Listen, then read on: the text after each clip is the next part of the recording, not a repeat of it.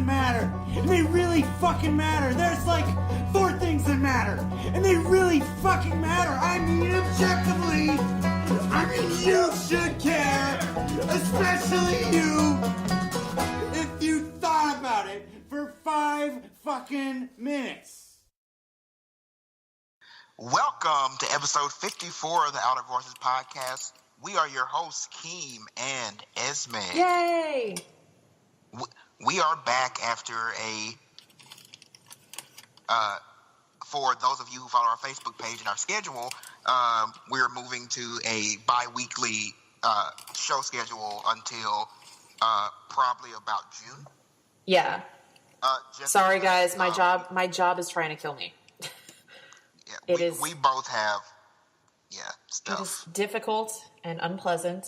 There's way too much to do and not enough time to do it in, and I'm traveling a bunch, and it's bad. It's bad for life. Keem is tough. He would push through. I am not tough, so I'm calling a change to our recording schedule for my own sanity. So we of course we still have shows coming. Yes, and we're not giving up on you. We're just doing it slightly less often for a few weeks. And then hopefully in June we'll be back to normal, same bat time, same bat channel. Yes. See, that was a Batman joke from the 1960s. It's not even a Batman joke anymore. That's a like long-standing cultural reference. Everybody gets that. Except teenagers, apparently. I say that to teenagers, and they look at me like I'm a lunatic. But they look at me like I'm a lunatic all the time anyway. Whatever. I mean, are they wrong, though? No. Okay, see. But yeah, we are back. We have a great interview later with Elsa. You'll get to meet her in our interview section. As always, I don't know what the sex segment is going to be about. So, our sex sage Ez will tell us some stuff about sex. It's going to be really light today. Whatever. It's going to be really light today. It's not a super serious one. It's inspired by my great date that I had yesterday. Guys, I had a good date yesterday. Oh, more talk about this date. It was a really good date. It was a really good date. That just made me sound really petty, but I was just joking. You are really petty. Why are you so petty, Keem? I mean, I am petty, but not in this case. I mean, I am a petty human being, but... Yes, that is But true. anyway, so we're going to move into news. You want to do some news? I mean, because our world is just filled with such positivity. Yeah. Do I want it? Do I want to do some news? Are you dead? Are you dying? Okay. Full admission here, listeners. Honestly, the news and stuff this week has affected me in some very, very hard, difficult ways, honestly. Usually I don't let new stuff get to me, but it got to me real hard this week, so Keem is kind of tired. I was on a work trip all since Wednesday, approximately. I have not been paying, I know I know what's going on in the country and internationally, but I have not spent time actually sitting down and reading about it. So that's just me. Well, you are one of the lucky ones. Yes.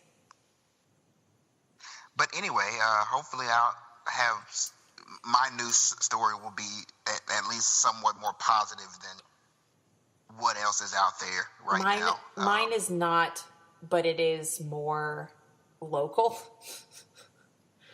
So let's go with yours. Let's go with yours first, so we can maybe end the news segment on a bit higher of a note. Okay. So mine has to do with events that happened in Memphis right around the time for the what they called the MLK 50 events, which for those of you who are not locally based here in Memphis this year, I mean, for those of you who are living under a rock of some kind, this year was the 50th anniversary of Martin Luther King's assassination.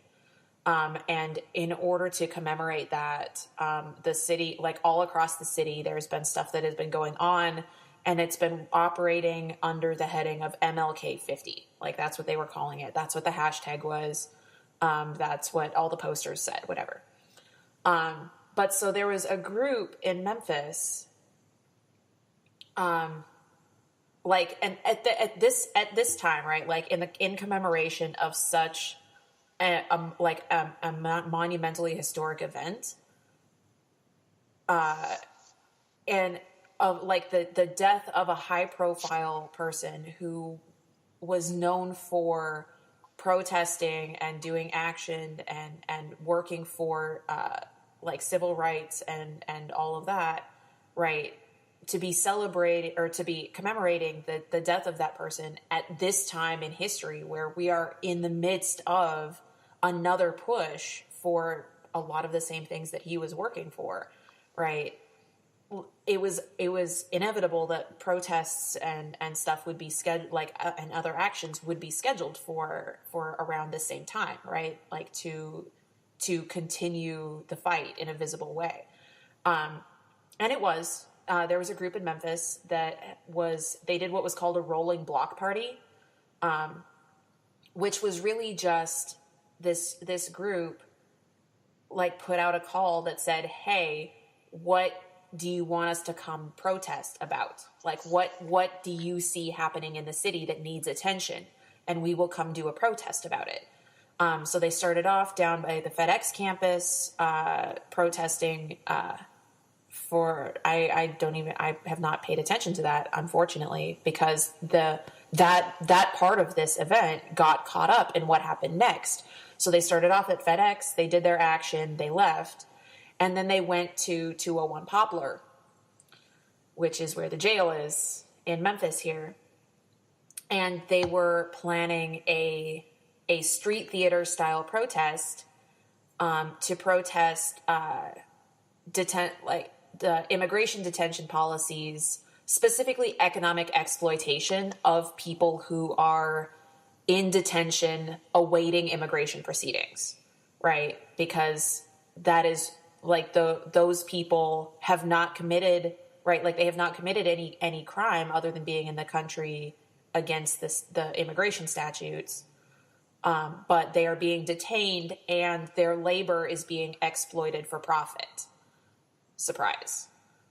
So they were planning this protest, and they were the people who were doing this protest were going to do the protest on the street on the public street in front of, or on the public sidewalk in front of 201 Poplar, but the parking lot is on the other side of Poplar Avenue. So they had gone, put all their outfits on. Part of the street theater protest was they had chained themselves together by like ankle chains, and then they were walking across the street in a crosswalk in order to cross the street to where they were going to do the street theater. And police came and arrested them on the grounds that they were obstructing the flow of traffic on a public road, which they were crossing the street in a crosswalk. So they really tried that bullshit, right? They did. They arrested these people. Some of them got out on bail. Some of them charges were dismissed. But one of the people eventually, as it turns out, like throughout the course of the event, like this arrest, 9 people ended up being arrested. One of whom was not a protester. One of whom was a journalist who was there working for Latino Memphis, or Memphis Noticias, rather. But he's a journalist for an online news website and was there as part of his job, which you can't legal, like you have no grounds to arrest a person who is there, to arrest a journalist who is there covering a protest, right? And so the charges against him were dismissed. However, he is an undocumented person in Memphis. And so ICE was there in the courtroom to detain him after the dismissal of his charges. So that's some bullshit. That is some bullshit. So he's currently in New Orleans in detention of immigration. There's I'm going to put the link up. I think the link is still active to donate to the fund to help get him out on bond, so that he doesn't have to remain in detention while he awaits the reopening of his immigration case. And this all happened, right? Memphis police arresting people who were committing no crimes. Charges ended up being dismissed, I think, against everybody who was involved in this. I think I will have to fact check that, but charges were dismissed. These people were arrested without actual cause because they were protesting. They were protesting economic exploitation of oppressed people, of marginalized people. Yes. Can we? I'll just say, can we call it what it really is? Yes. It's slavery. Yes. Slavery, it is. Straight up slavery. It is.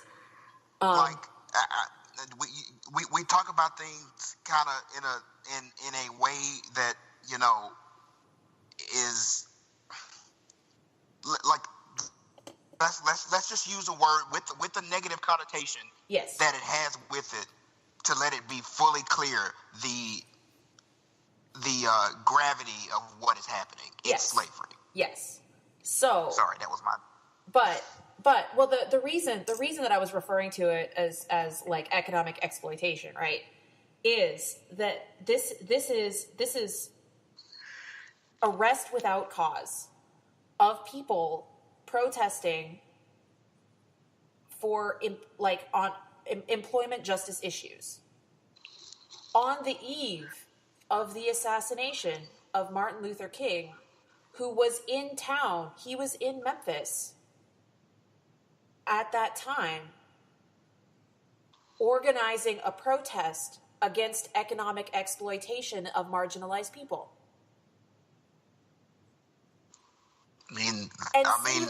City leaders still, this is now 2 weeks ago, city leaders, Mayor Strickland, Mayor Luttrell, nobody has spoken on how we are still fighting the same issues. There has been no progress. And they're not going to, because right now, coming off this commemoration, they're bathing in all the glow of MLK and all the publicity and all the tourism that it's gonna bring, and they're going to completely ignore the actual legacy of it, of what happened, what he was doing at the time, and the problems the city and the country still has. Yes. Oh, and I participated in some of the MLK 50 stuff, right, with part of the organizations that I'm involved in. And one of the things that happened was there was an event. They called it the Luminary Awards, where the mayor got together all of the surviving people, all of the surviving sanitation workers who were on strike at that time, and Mayor Strickland gave a whole speech about how these men were so brave, and these men were standing up for what they knew was right in defiance of the orders from city, like the city officials who were doing all this, and the mayor of Memphis at that time wouldn't even meet with these men to hear their concerns or acknowledge that they were actually working in a dangerous like situation. Meanwhile, the group that organized the protest has been trying to get Strickland to address their concerns for months, and he either refuses to speak with them. When he does meet with them, he offers meaningless platitudes and then doesn't change anything. Right? Like, this is the same issue, and nobody at the city level appears to be aware that this is a huge fucking ridiculous, just hypocritical pile of shit, right? That these are still concerns, and officials in Memphis are still refusing to acknowledge and address concerns of the people, but they're still sitting there offering platitudes to people who are trying to fight for justice. It's the same thing. It's exactly the same thing. It's exactly the same thing. It's it all reminds me back to what I was going off about during that whole week, the co-opting of MLK for people to basically use to allow for ridiculous bullshit to continue to happen. Mm-hmm. And it's done constantly. Mm-hmm. But that's what you're talking about is the clear example of it. You like they want to use this history. They want to use this figure to boost themselves, all the while pushing the problem that they have under the rug. Yeah, they get the co-opting benefit. Yep. Sounds familiar, but I digress. I haven't said that in a while. It has been a minute. Oh my God, yeah. Like I am not a citizen of the city of Memphis, but I keep up with Memphis because a lot of the people I love and care about are there. So yeah, it's a mess. I was actually talking with my sister about some of the things that have been going on around that stuff with those protesters and the teenager that was killed. That was a high contender for what I wanted to talk about today too. But I thought I would go with something a little less just outrageous and horrifyingly bad. Yeah, you guys can go actually look that one up yourself. Do you not want to give the short version? Do we? It's up to you because like there was a reason you did not use that as your story for the week, and I wanted to make sure to I'm gonna mention it, but I didn't want to like. We can. I'm sorry. I know that was clicking loudly. I just wanted to look it up so that I get this kid's name right. This was now a couple weeks ago, last week, I guess. Dorian Harris, as a 17-year-old kid, went into a convenience store, stole a can of beer, and the store owner followed him out, chased him down, fired shots at him, and then just went back to the store and never called the police, never did anything. And then 2 days later, neighbors, like people in the neighborhood, noticed a smell and went looking for it and found the body of this kid who had been killed by this guy for stealing a fucking beer, right? And there was no police report on file that anything had happened. This guy has been arrested. He's being charged with murder, but this is still ridiculous. Anyway. The thing that like really got to me about this story was the very cavalier attitude of this shopkeeper. Yeah. Like, first of all, one, you don't shoot anybody over shoplifting a beer. You don't shoot anybody. So despite what all of the YouTube or the Facebook comments that I read about this have said, not all of them, but a lot of them, way too many of them, there is no amount of property that is worth a human being's life. Yeah, like it doesn't matter. It doesn't matter that he stole a beer. It doesn't matter that he committed a crime. It doesn't matter. That is not worth him being killed. It does not matter. Sorry, that was my little rant. But I was agreeing with you. I was like, if you're a shopkeeper, the only reason you need to be only reason you would have, I'm not even gonna say you need to be, but the only reason you would have for shooting at someone is if you were literally being held at gunpoint and you felt like that would keep you from getting killed. Yeah, like but that is not what happened here. Yeah, like that is not what happened here. Yeah. Secondly, you had no reason to follow anyone if you follow somebody, you now have forfeited your claim that you were in fear for your life. Well, and I mean, you also forfeited any claim for self-defense or anything. Exactly, right? Like you were not defending yourself. You followed somebody and shot at their back. You committed a murder, a very public murder. Like this is what you did. Like there are laws that allow for, whether they're right or wrong, there are laws that allow for protection of private property. But they do not extend to following someone out into the street. Yes.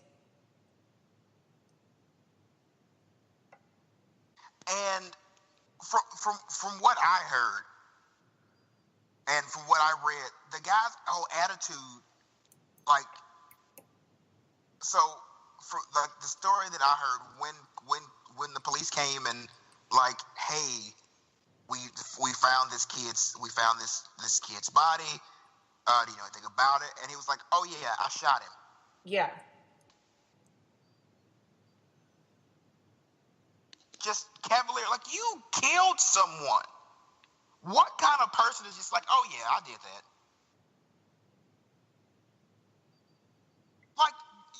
You're a sick individual. That's all that is. He not only took someone's life for a bullshit reason, but he took what he committed extremely lightly. Yeah. No person that is okay is going to do that. Yeah. So I hope that shopkeeper gets all the time in the world in jail. Yeah. Probably not going to happen, just to be real. He's probably going to get some time, but it's probably not going to be that substantial. Because, in reality... he might, though, because he's also brown. Oh. They might make an example out of it. Mm-hmm. Yeah, he's not black, but he's brown. Yeah, so they might make an example out of him. They'll go, oh, look, we do care. Mm-hmm. Just pisses me off. Yeah, you want to say anything else? No, I actually didn't want to talk in depth about that. I just thought that I would give people the details of what had happened on account Right. of we were mentioning it anyway. Yeah, like I said, I did not mean to like really purposely bring that up. Yeah. It just was also like just adding on to the hypocrisy of your beloved mayor and politicians. Yep. Anyway, I guess I'll move on to my story. Yes, please do. Is I think a bit lighter. And hold on, let me bring it up because it was up and my phone went in sleep mode, so I gotta bring it back up. But a federal judge upheld Massachusetts' ban on AR-15s and large capacity magazines. And this was last week. This story came out April 7th. This was in a federal court. And what this is what the federal judge, with this ruling, and of course it's probably going to be appealed up to the Supreme Court, just to be real. So the Supreme Court will likely have the final say. But currently, federally, with this ruling, that means the federal government has said that AR-15s and AR-15s and large capacity magazines are not constitutionally protected. That means they are not protected under the Second Amendment. They can be banned. They can be regulated. Good. And that is a big victory. Like that. Well, currently, like I said, the Supreme Court will likely have the final say in this because it will be appealed. That's just the reality of it.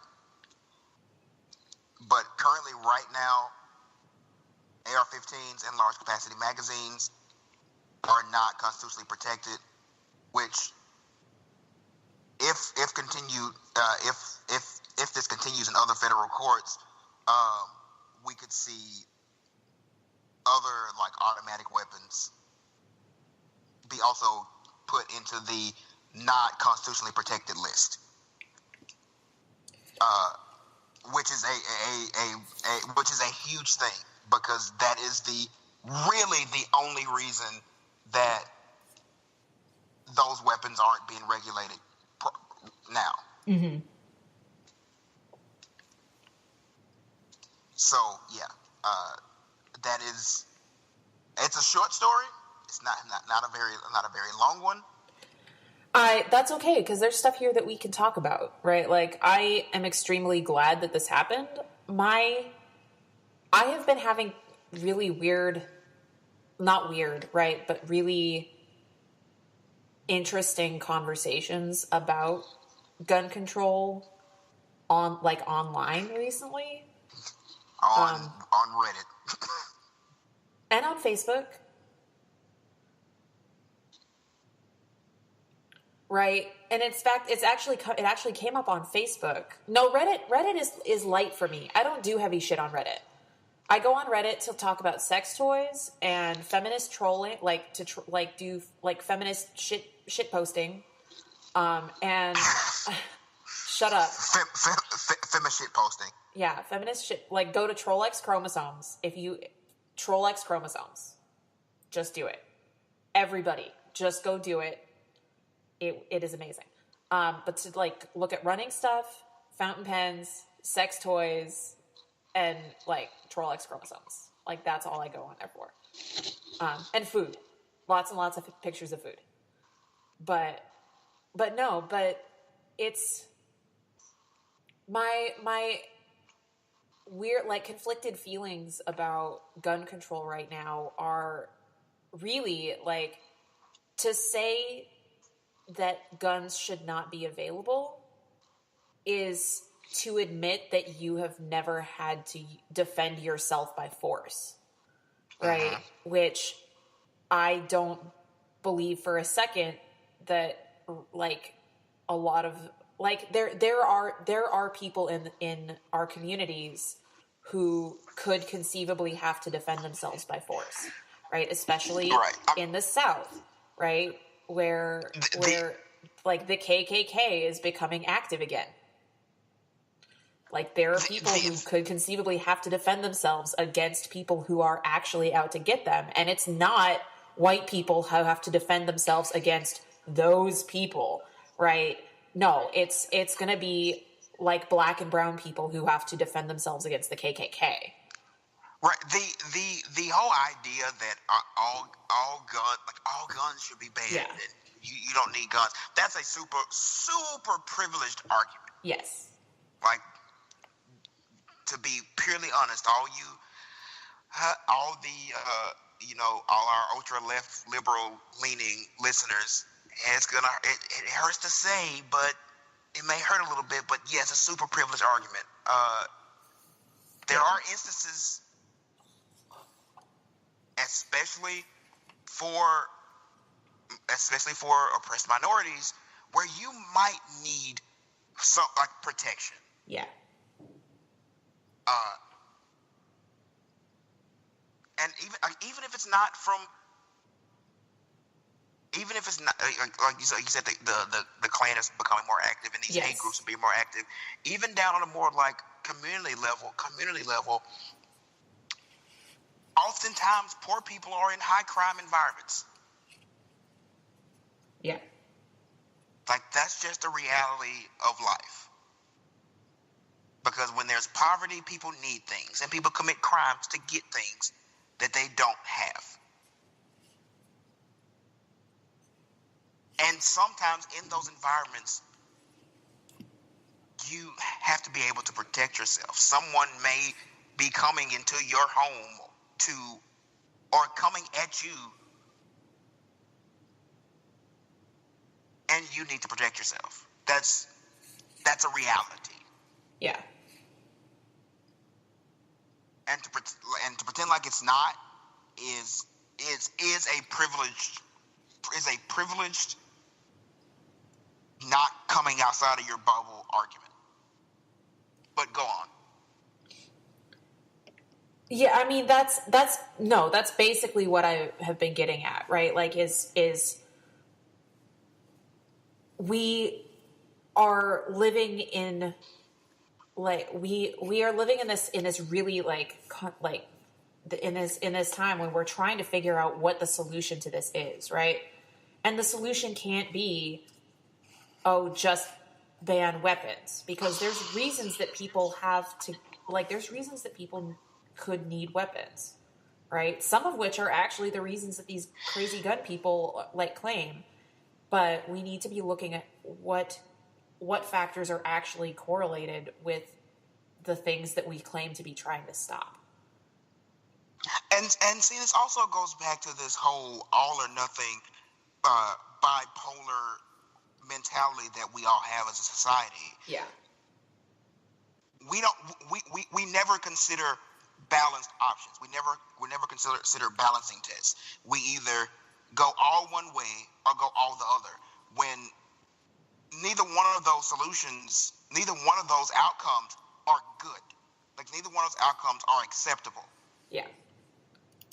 Well, and the problem is that there's the people in power are misdirecting us, right? Making us think that the problem is one thing when the actual solution to the problem is something else, right? Because what one of the things that's highest, if we're claiming to want to stop acts of massive gun violence, right? Mass shootings, things like that, right? Ostensibly, one of the things that's highest correlated with large acts of violence like that is what? One of the things domestic. Domestic violence. Yeah. Right? That's one of the strongest correlated factors. Like if somebody they've looked at the numbers, they've looked at the people who have committed mass acts of violence in past decades, and that is one of the strongest correlating factors. Do you know who has an extremely high rate of domestic violence and aggression? White man. Even more. Are you ready for this? Yeah. Police officers. Oh, of course. So what do you do then if the most sensible thing to do to prevent mass violence, acts of mass violence, right? If the most sensical solution is to keep people who are convicted of domestic violence from having access to weapons, but a disproportionately high percentage of your police force has committed domestic violence. Like there's a whole like hitch in that system that they don't want to have to deal with and figure out. They don't want to have to start taking domestic violence victims seriously, because that means that they would have to take domestic violence victims seriously when they come looking for justice for their abuser who is on the police force, right? That's part of why the system is so broken, is because taking victims of domestic violence seriously means that they will have to be looking seriously at their own people, right? Their own officers, and a conviction for domestic violence, like that removes you from the police force. But if you can dismiss victims, then you don't have to look at that. But like, if you want to remove weapons from the hands of domestic abusers, right? That not only will you have to do a whole lot of work but a whole lot of people will leave the police force. And it is extremely difficult to get people to join the police force anyway, who are not already prone to some kind of violence, right? Like there are a lot of people on the police force who that's part of what they like about it. That's part of what draws them to that. That's not to say everybody on the police force is, but that's part of the draw for a lot of people who join the force. And I'm just like, it's extremely messy, and it will be extremely difficult to solve in a satisfactory way.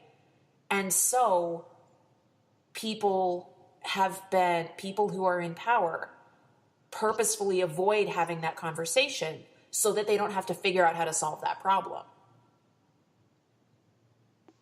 And I was going to also add to that, is not only just to not have to solve their problem, but it keeps the mass from focusing on solving that problem. Mm-hmm. Because if the mass focuses on solving that problem, they're going to have to solve it. Mm-hmm. Like that's just how it is. But if you can divide up the conversation, tell people, hey, this is not what you need to be focusing on. You need to focus on this here or this here, but not the solution. Then that keeps the mass from demanding a solution, demanding something be done. Yeah. It's actually, I'm sorry, this just brings up a quote I've been really focused on from Mark Twain, discussing the Republic, like how government should be working. And basically the gist of it was, a government is nothing without its people. The government does not rule over a people. The government is there as an outlet for the people. Yeah. And anytime the government is not doing that, it should not be. It's not right. Like it shouldn't be in power. And of course, I mean, if this week has been any indication of, the people are certainly not certainly not in charge. Certain like public opinion is not important. I don't know what is. Jesus, sorry, I'm angry. No, that's fine. That's fine. But Anyway. yes, but the original story, like I said, great step. Of course, it's going to be fought. It's going to eventually end up being up to the Supreme Court to decide because, like I said, it's going to get appealed upward. Yeah. Which, I mean, I know most of our listeners probably like aren't Supreme Court watchers. They probably hear stuff in the news once it's passed down.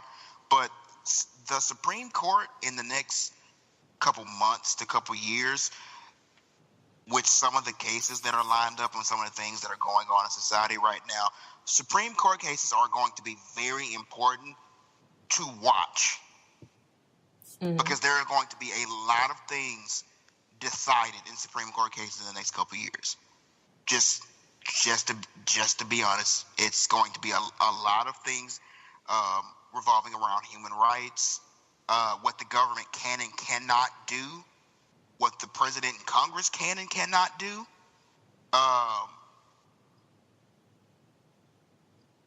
Like other societal issues. There's going to be a lot of movement, and it's going to decide a lot about this country and how we're going to be moving forward. So, like, please, if you can, watch the Supreme Court. Watch Supreme Court cases. Get as much news about them as possible. Yeah. And on that note, we're going to move into our interview segment. After, you guessed it, a brief musical interlude. Enjoy.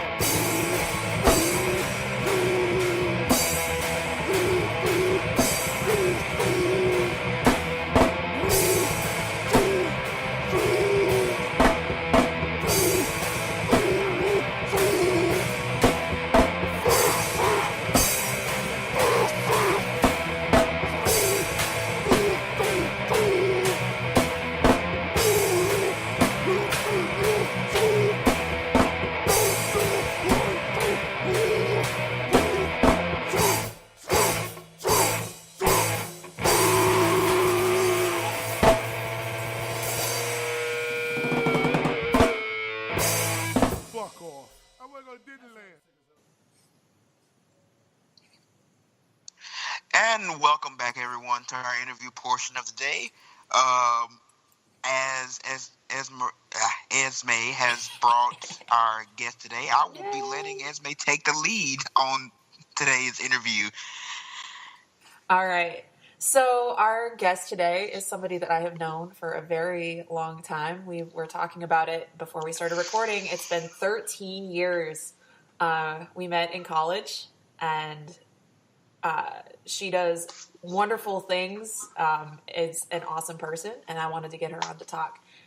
So our guest today is Elsa. Elsa, introduce yourself. Hello.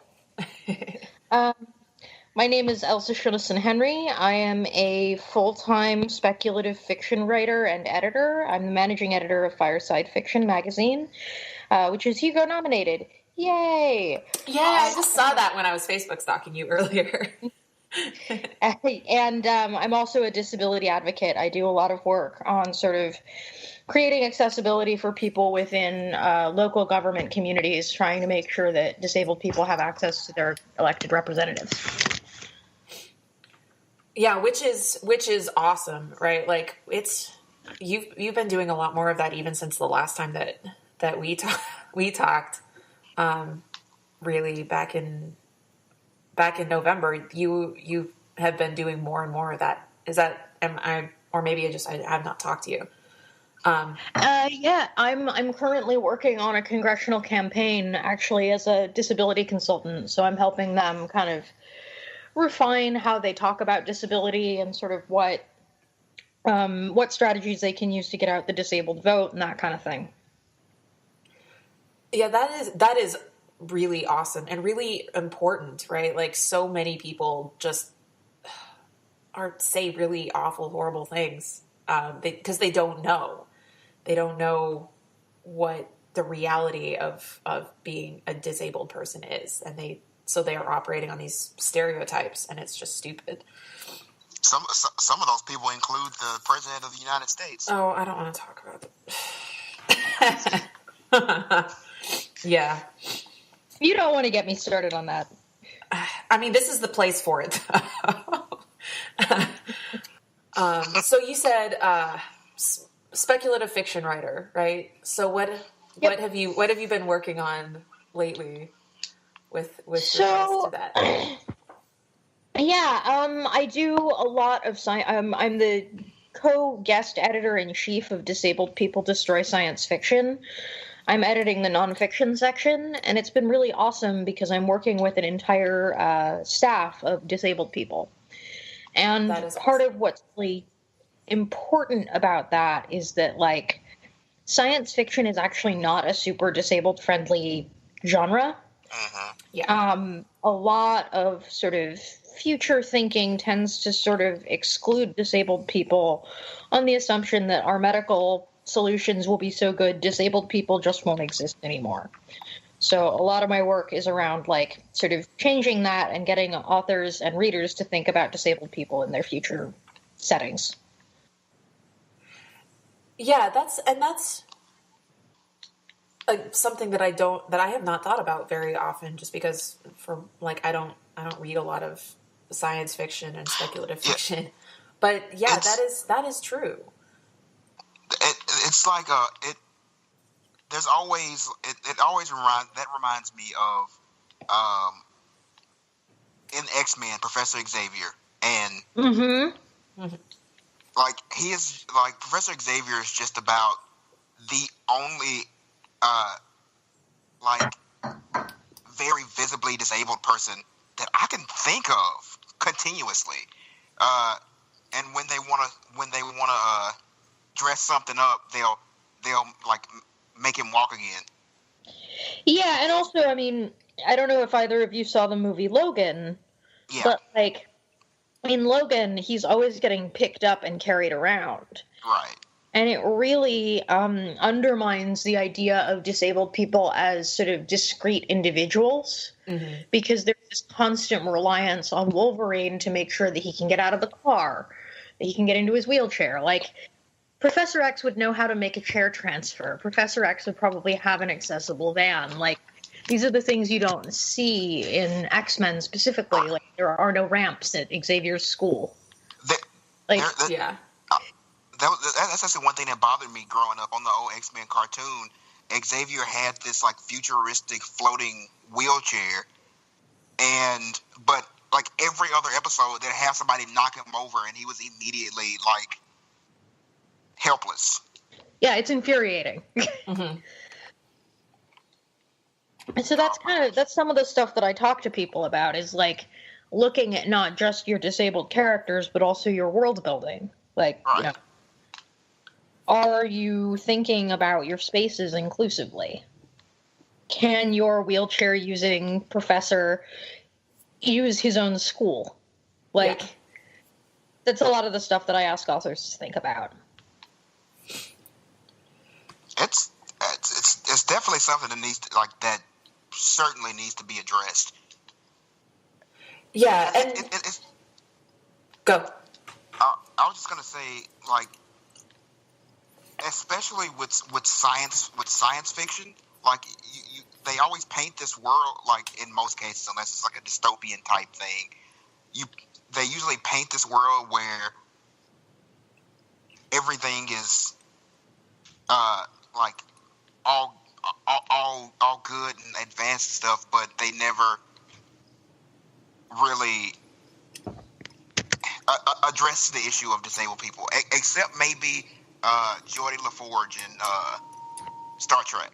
Yeah, I mean, I have a love-hate relationship with Geordie because on the one hand, yay, a blind guy in space who's responsible for stuff.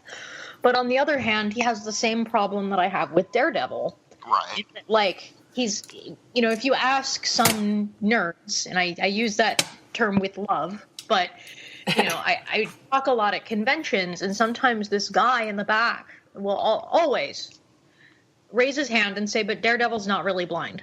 Or Geordie LaForge isn't really blind. And I'm like, what? Why are you doing this to me?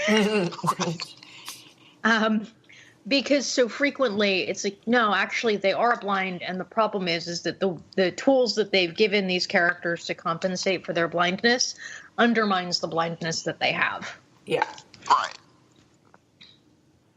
The same issue is a lot of people don't even know, but the Avengers character Hawkeye is deaf. Yep. And never comes up. Nope. Matt Fraction's run of Hawkeye is one of my favorite things that I've ever read. Oh, it's great. It's great. It's beautiful, and if you haven't read it, you should, because it's just like, it actually uses ASL in comics. Mm-hmm.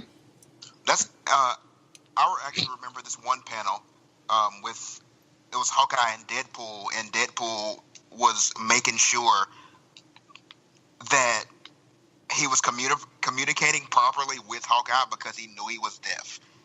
Yes. And I was like, way to go, Deadpool. Like, way to go. Well, actually, one of the things that really frustrates me about new Deadpool is that, like, he has his blind neighbor, and he's not actually treating her like a blind person. Yeah. He kind of uses her as the butt of his jokes. And based on that run of Matt Fraction, that doesn't feel like something he would do. See, the interesting thing about that was back before Deadpool was considered more of the hero type, with Blind Al, he preyed upon her. Like, she was blind, and he purposefully preyed upon her. He actually held her captive for years. Jesus. And because she was blind, anytime she would upset him, he would lock her in a room filled with death traps, knowing that she couldn't escape. Wow, I kind of hate Deadpool right now, just a little. Oh yeah, no, Deadpool used to be terrible, and like, that's one of the things now is his character is trying to go through this redemption, because he used to be a very awful person. Like, huh? Interesting. It's funny. We've been seeing the trailer for Deadpool at movies. Well, my husband and I have gone, and there's in the trailer that's currently going around, Blind Al points the gun at Deadpool, and Deadpool says, "Well, that's just lazy writing." And I know they mean the dialogue with the bad guy, but to me, the lazy writing is making a blind joke about a blind person not knowing where to point a gun. Mm-hmm. Mm-hmm. That's so true. Well, knowing what Keem just said, though, that almost seems like it's an in-joke to people who have been reading Deadpool for a long time. Yeah. It probably is. Yeah, Marvel is good about shit like that. Like, let's make a reference to an obscure comic that only a fraction of the people seeing this movie have ever would even know about. That's so true. Yeah. Mm-hmm. Actually, I was hoping at the end of the last Avengers movie, Hawkeye was bleeding from one of his ears, and I was hoping that meant they were going to make him deaf in the movies, but it doesn't look like that's what's going to happen. Ugh. They're honestly, in that case, they're just too bloated. They're too bloated to add that storyline in. I know. It's like, yeah. But that actually reminds me, a movie that I saw recently that put disabilities to the forefront that I thought was absolutely spectacular was A Quiet Place. Oh my god, I'm so glad you asked me about this. I am a horror writer. That's a lot of what I write, sort of within my genre, is I write horror. So I went to A Quiet Place being nervous because, like, generally speaking, disabled people in horror movies do not get treated well. Mm-hmm. And it was really refreshing. I was in tears through most of the movie because it was so nice to see a deaf hero who was supported in her identity, whose family knew how to sign, where the sign language wasn't terrible. Yeah. Like, the people who... I'm going to butcher his name. Krasinski? Yes. That's correct. It's very John correct. Krasinski and Emily Blunt nailed it because their sign isn't perfect. It's not fluent, but they look like the parents of a deaf person who are trying. Yeah. And it meant so much to me being able to see that in a movie and have real representation. Right. And that movie, it with the plot point of silence forces the audience into that. It kind of makes the audience. I can't talk properly. Sorry. This is an issue that keeps going up. But it puts the audience in the position of that character. Mm-hmm. And I thought that was like, normally with like disabled characters, the audience just kind of they don't get to feel that character. They don't get to empathize with that character because they're not in that position. But because of that movie's conceit, you're like the audience is forced to really play along to put themselves in those shoes. Absolutely. And I like I said, I thought that was spectacular. I've been talking about that movie for the past like week and a half. Y'all are convincing me to go see it. You really should. I mean, like, it. One of the things that I appreciated, without saying a spoiler, is that it's not just that it's a movie that has deafness in it. It's that deafness is actually at the center of the film. Mm-hmm. And it really does, like, matter that the character is deaf. Mm-hmm. It's not really a spoiler for me to say that her deafness is the reason why her family survives. Mm-hmm. Like, knowing sign language from the start of the film, that is how they are alive at that point. Yeah. And that's a huge deal. Yeah, no, y'all, I am now convinced. I'm going to have to go see this movie not next weekend. Soon. I'm going to have to go see this movie soon. Yes. But... And I will say, like, if people can go and see it while it's in theaters, it's really important. Because showing movie studios that people are willing to go see a movie that is mostly, silent is really, that's a big deal. Yeah. It shows that movies about disability matter. Very true. Yeah, because that's been one of the major arguments against representation of, against diverse representation in general, right? In movies is that making a movie where deafness is centered, or making a movie about where the entire cast is black or whatever, is not going to make us money because people are not going to pay for it. Well, obviously that's not the truth. That's just a weak excuse that they have been using to avoid doing the work of putting those things in the middle. Right. Like Wakanda forever. Right. Mm-hmm. I think it's very interesting that the top two movies back to back are A Quiet Place and Black Panther. I think it's two things. I think one, it says that genre, whether it's superheroes or Afrofuturism or disability-centered horror, genre is definitely popular right now, which is good news for me. Yeah. And two, that diverse genre is something audiences are hungry for right now. Also good news for me. Yes. Well, I love horror, so like you talk right up my alley. I love horror. I love science fiction, and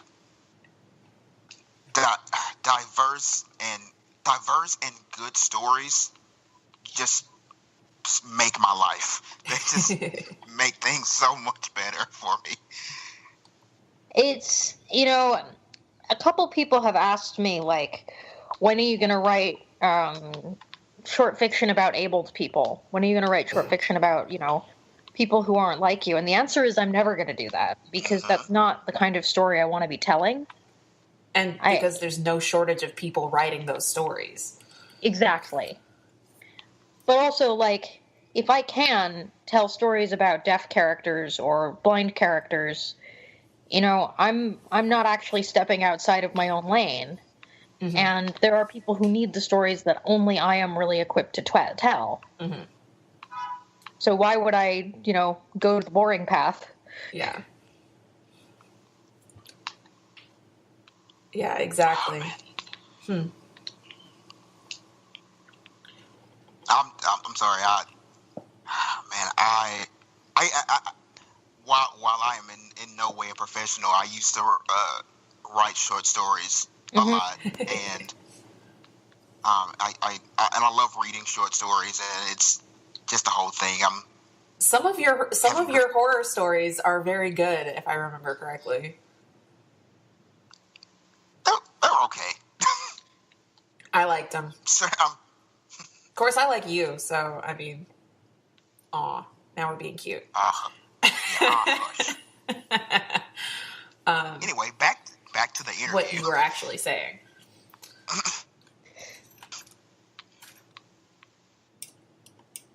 What were you actually saying? I'm sorry. Who, me? You. Yeah, you.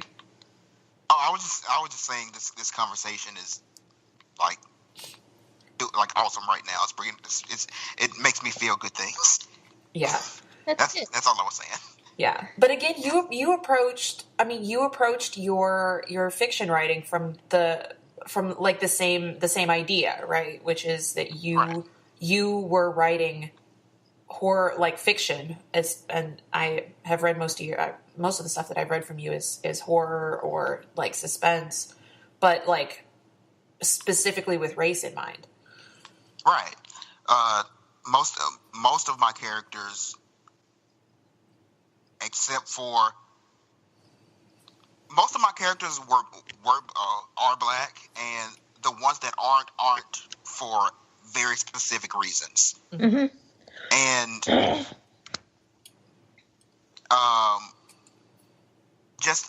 reminds me of one story I wrote. One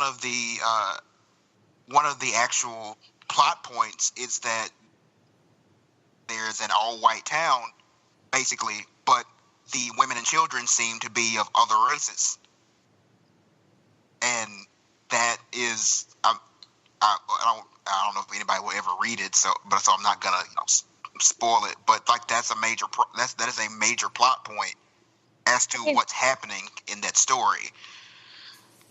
Forgive the professional intrusion, but like there's totally a market for work like that, and you should probably be submitting places.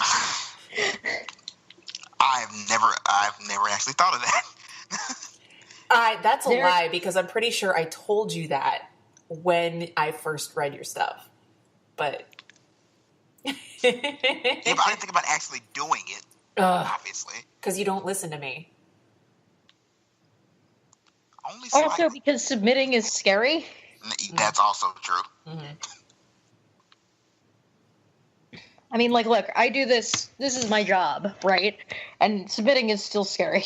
Yeah.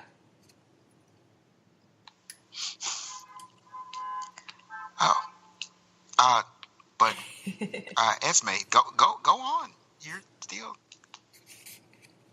still leading the charge here. We've been having a whole conversation.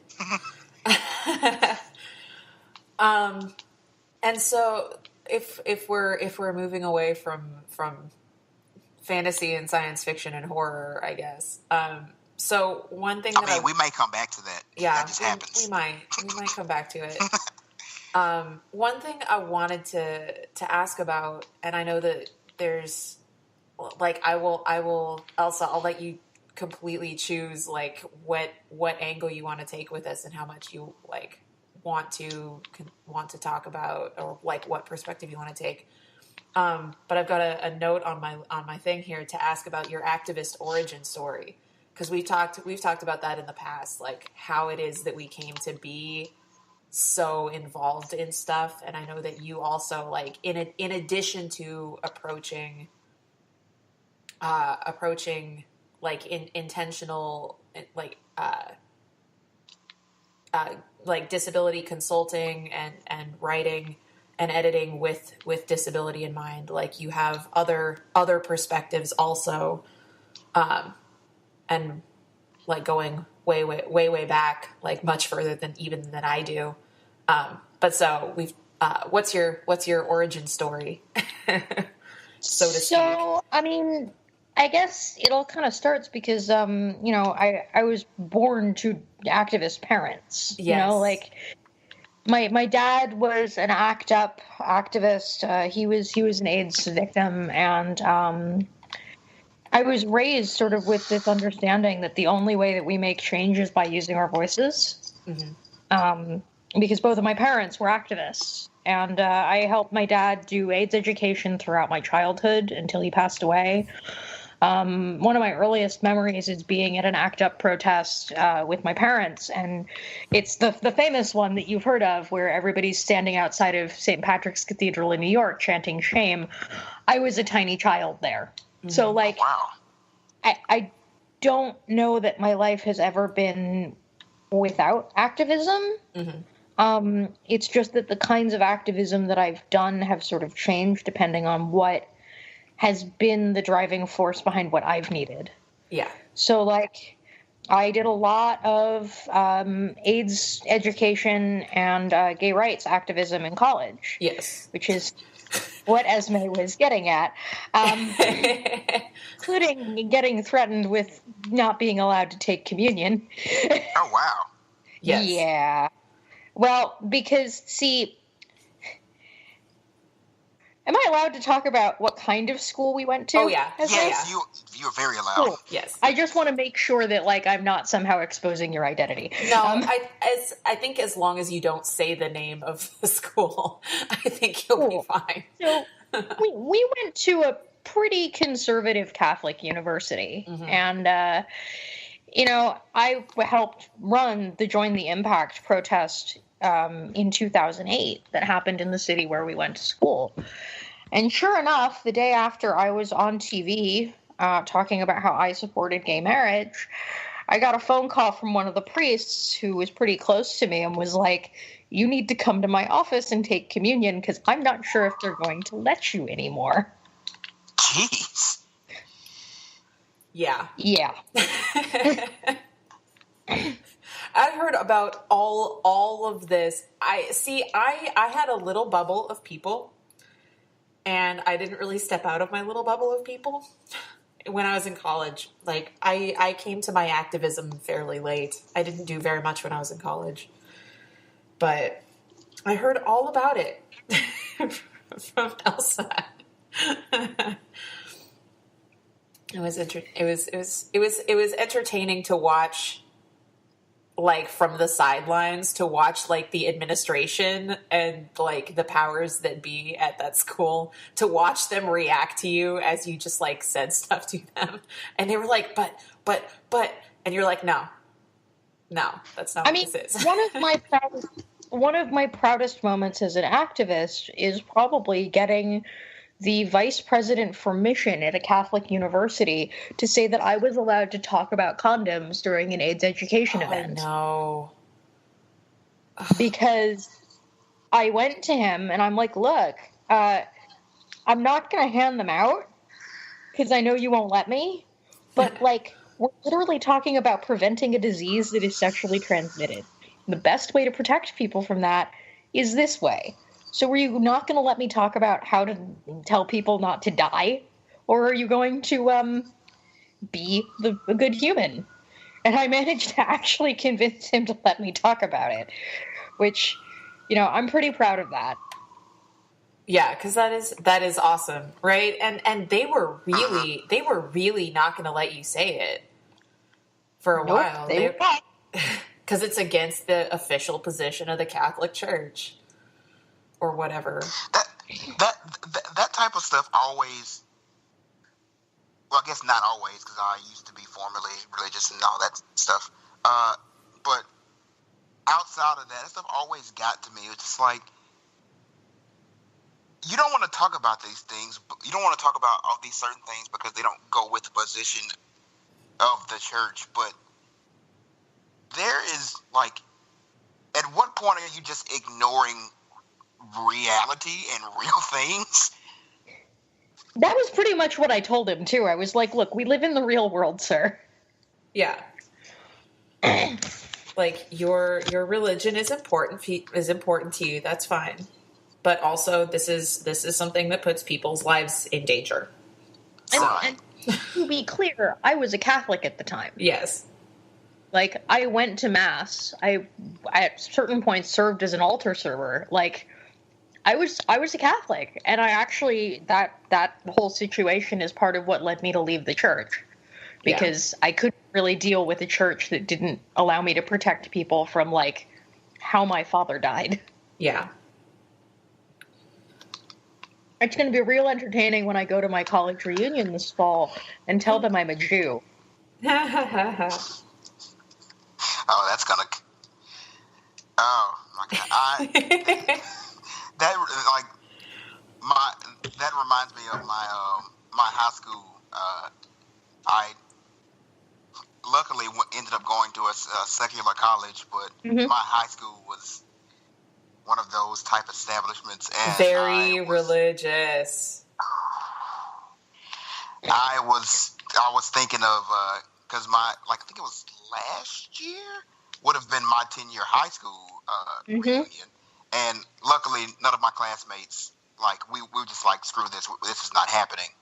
But I was very concerned about not concerned as in I was afraid, but I was concerned as to how people would react to me as I am now. I'm not really worried about it because I think there's other things about my life right now that are going to be far more surprising than that I'm a Jew. Oh yeah. I'm already getting that one. Yeah, you're just a surprise to everybody, Keem. Yeah, this podcast has actually busted out a lot of that, so. Yeah. But yeah, I feel you. I feel where you came from. Well, I actually will say I'm quite grateful to where I went to school.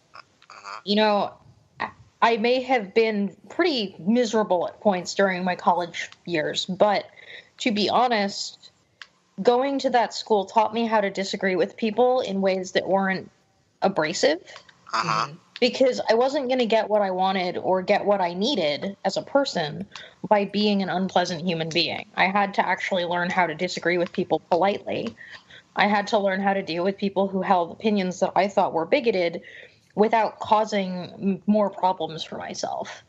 And, it actually taught me how to be the kind of person who can, for example, go to Washington, D.C., meet with her, elected representative, call him out on his bullshit, and not lose her shit when he calls her a liar to her face. Legitimately, I think that my undergrad actually taught me how to deal with difficult situations in a logical manner. Which is important. I am extremely bad at that. But given my career path, it's actually one of the more important skills that I have.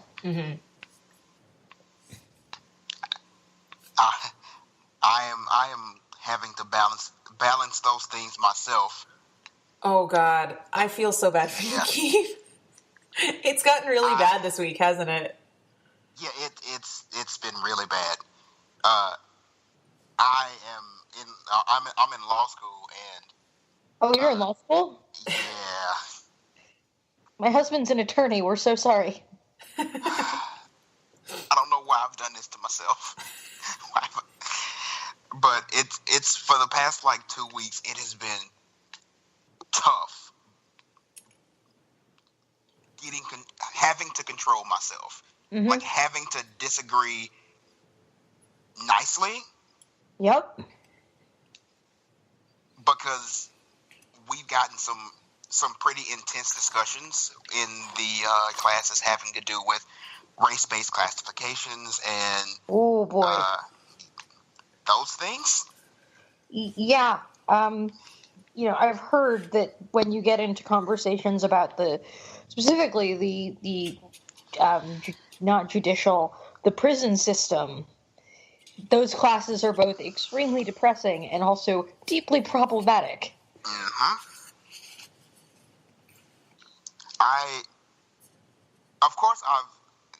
I'm one of those people who can't help but speak up. Like I'm going to speak up. And Yes, vocal, you are. But I have had a very hard time not just decimating people, like just completely stopping class and ripping someone's like worldview apart. And I can appreciate that. it's leading to a lot of pent up frustration is what's happening. Yeah, and then you call me and yell about it. Because those people need to be yelled about. Oh my god. Oh yeah. That seems fair. Yeah. But I having an outlet is important. yes. What you need to do is if the last 5 days have taught me anything, what you need to do is that you need to find other people who are in law who will commiserate with you. See, you know what the issue with that is? People. Yeah, that is true. He's not wrong.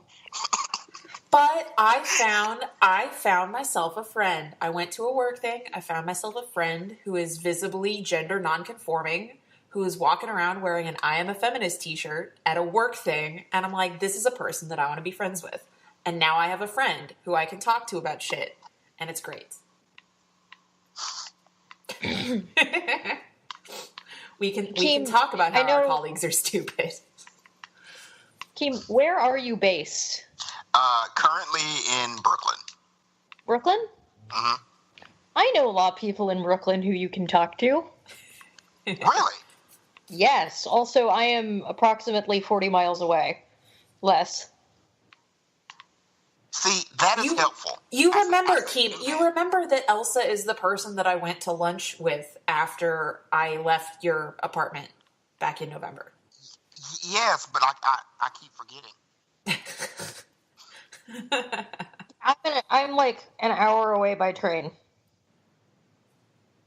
See, unless you miss a connection, and then it's a lot longer than that.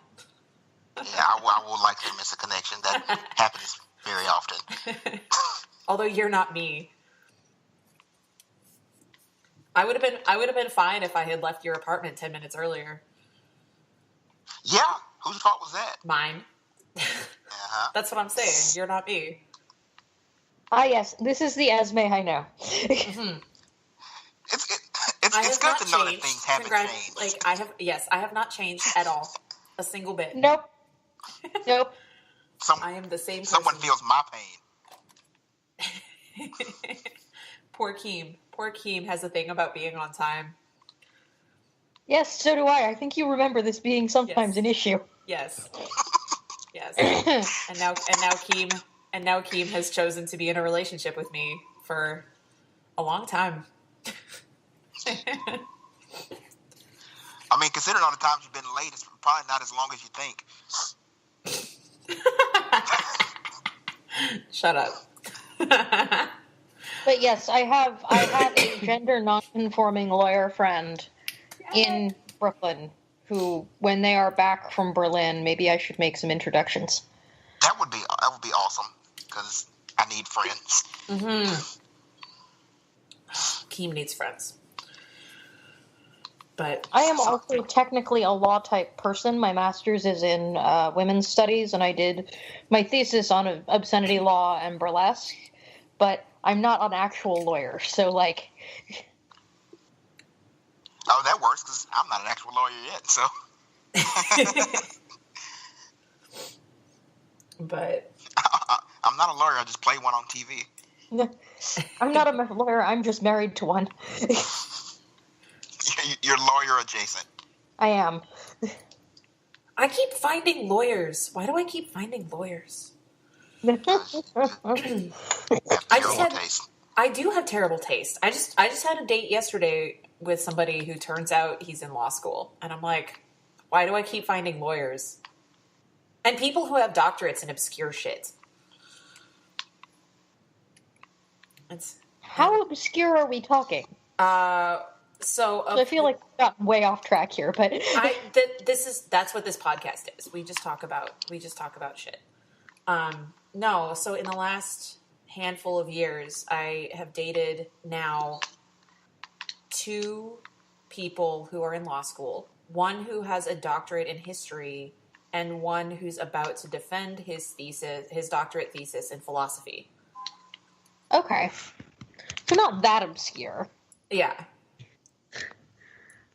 But I thought you were going to bust out with, like, ethnomusicography, or ethnomusicology, rather, or, like, ooh, I don't know. I should find one of those.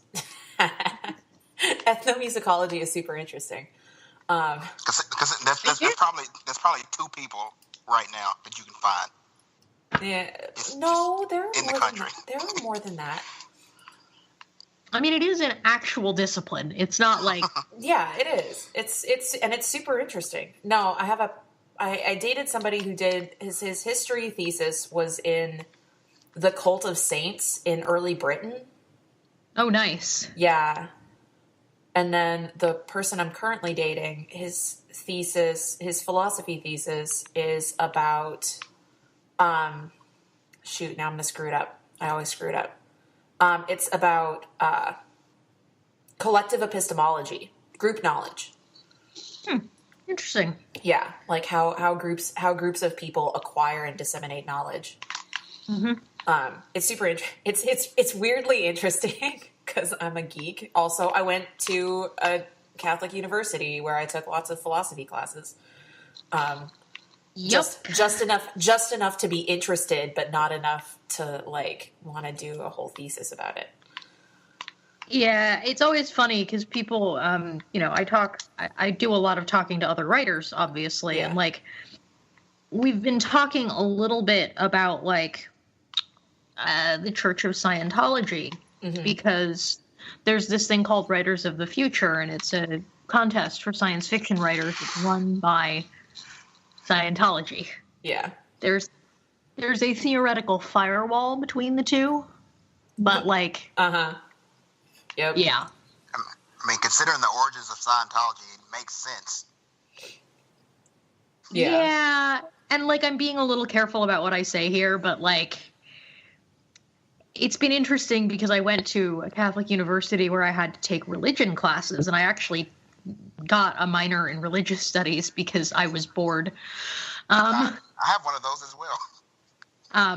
Also because I couldn't quite restrain myself from taking the Christian feminist theology class. Nice. Which was taught by a nun. Because of course it was. But as a result, like... No, go. People... Did you take that one too, Esme? I took feminist theologies, and I don't know if it was with the same person. Yeah, those were 2 different classes. Oh, okay. Because I also took feminist theology. Okay. Which was actually one of the better ones I took. Yeah, I was not in the right place in my life for feminist theology. I was Fair. like, I would have benefited more from that class if I had taken it like 3 or 4 years after I did. Mm-hmm. I was on a path. I was not yet the person that I am today. Fair. Yeah, the class that I think you probably remember me taking was the Christian diversity class. Oh, yeah. Yeah. Yeah. Going back to disability for a second, one of the things that gets really interesting is when you start talking about disability and religion. Because for my Christian diversity class, I had to attend different churches every week to get an understanding of different kinds of Christianity that there were. And this is how I ended up at a Baptist church having hands laid on me with people trying to pray my blindness away against my consent. Ugh. I remember that. You were not. You were very upset after that. I was not happy. Yeah. Can I borrow this story for a rant that I've had many times? But Of course. I would like to reiterate. So a few years ago, my mother was diagnosed with ALS, Mm-hmm. and constantly we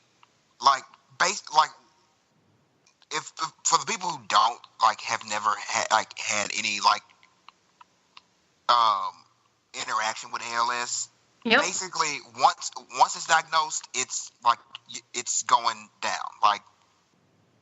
Yeah. It's just a ticking clock.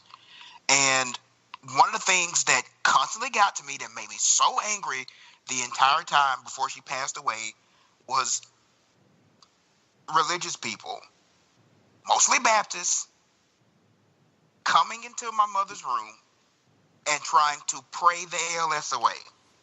Yep. Laying hands on her, telling her she's gonna get up out of the bed and walk again, and she's trying. My mother was trying to cope with the fact that she knew she was dying. Yeah. And we were trying to deal with that fact, and it was always we were just forced to accept these this garbage, because that's what it was at the time. That's what it was. We had to be forced to accept it because they needed to feel better about themselves and what they believed.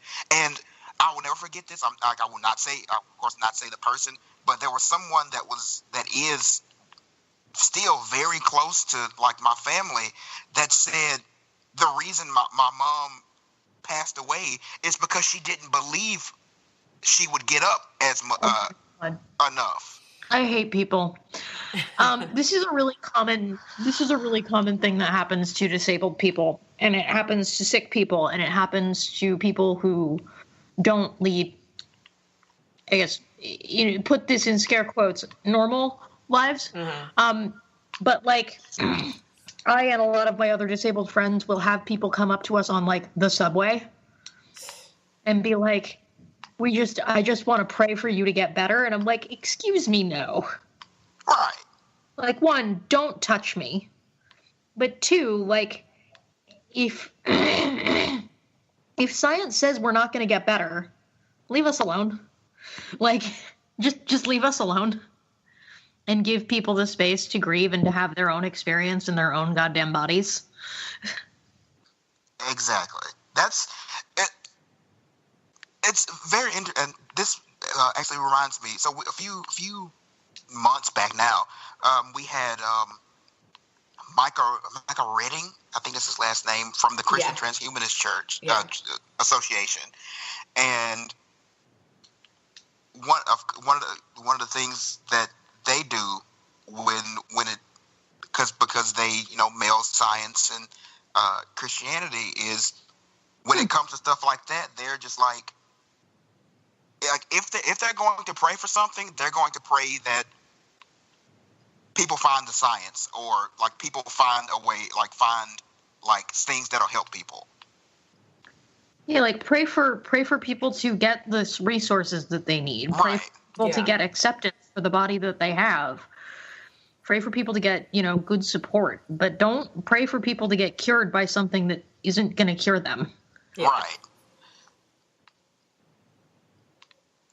Also, like, Esme knows that, like, I walked out of that particular event and came back and was just frothingly angry. Yes. And partially because it wasn't just me being prayed over, but there was also a younger gentleman who had, I think it was Down syndrome, who was in the same space. And I remember thinking, he looks like he comes here every Sunday, and these people are every Sunday looking at him and saying, we just want Jesus to fix you. And that's not a way to ask people to live. Right. Yeah. That may have been one of the moments that radicalized me as a disability activist. Mm-hmm. That would make sense. But Because I remember just being like, why are people treating me this way? I don't understand. It's that whole lot. It's that whole thing of their beliefs are more important than what that other person is feeling. Yep. And that's fucking garbage. Pardon my language. I don't know. It's fine. Remember, I live in New Jersey. Never mind.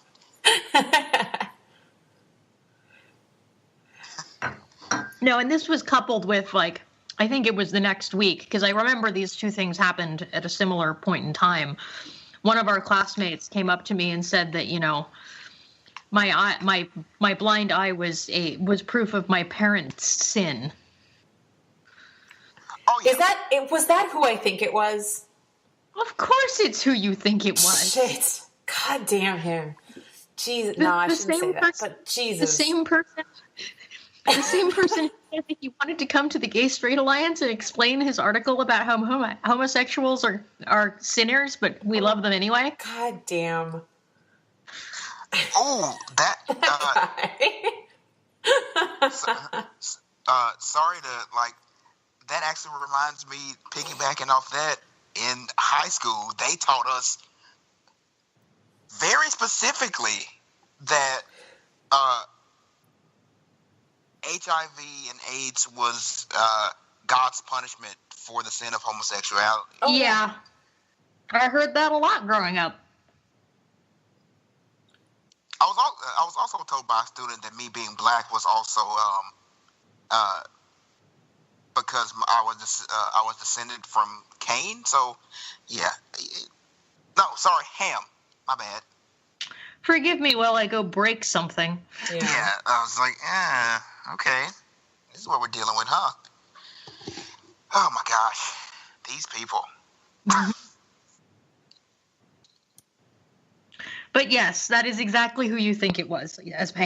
Yes. I suspected.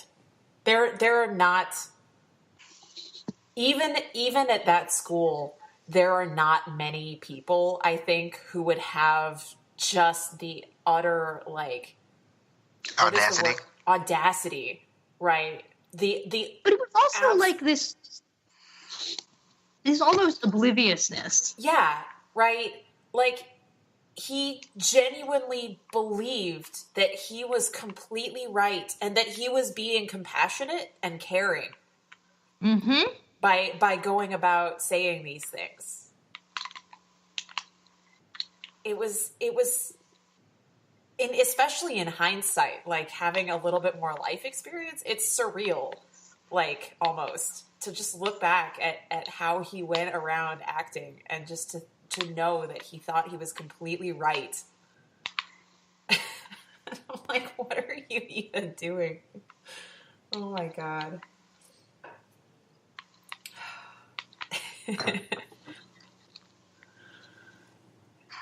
Yeah. That was a very interesting experience, going to that college. Sounds absolutely mesmerizing. Yep. That's a word.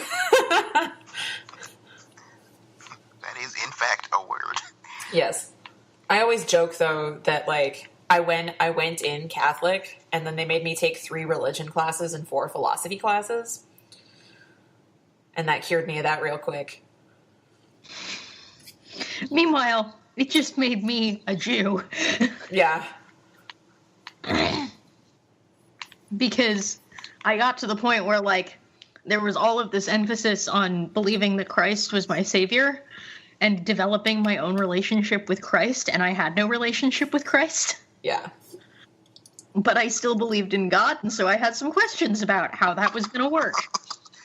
Yep.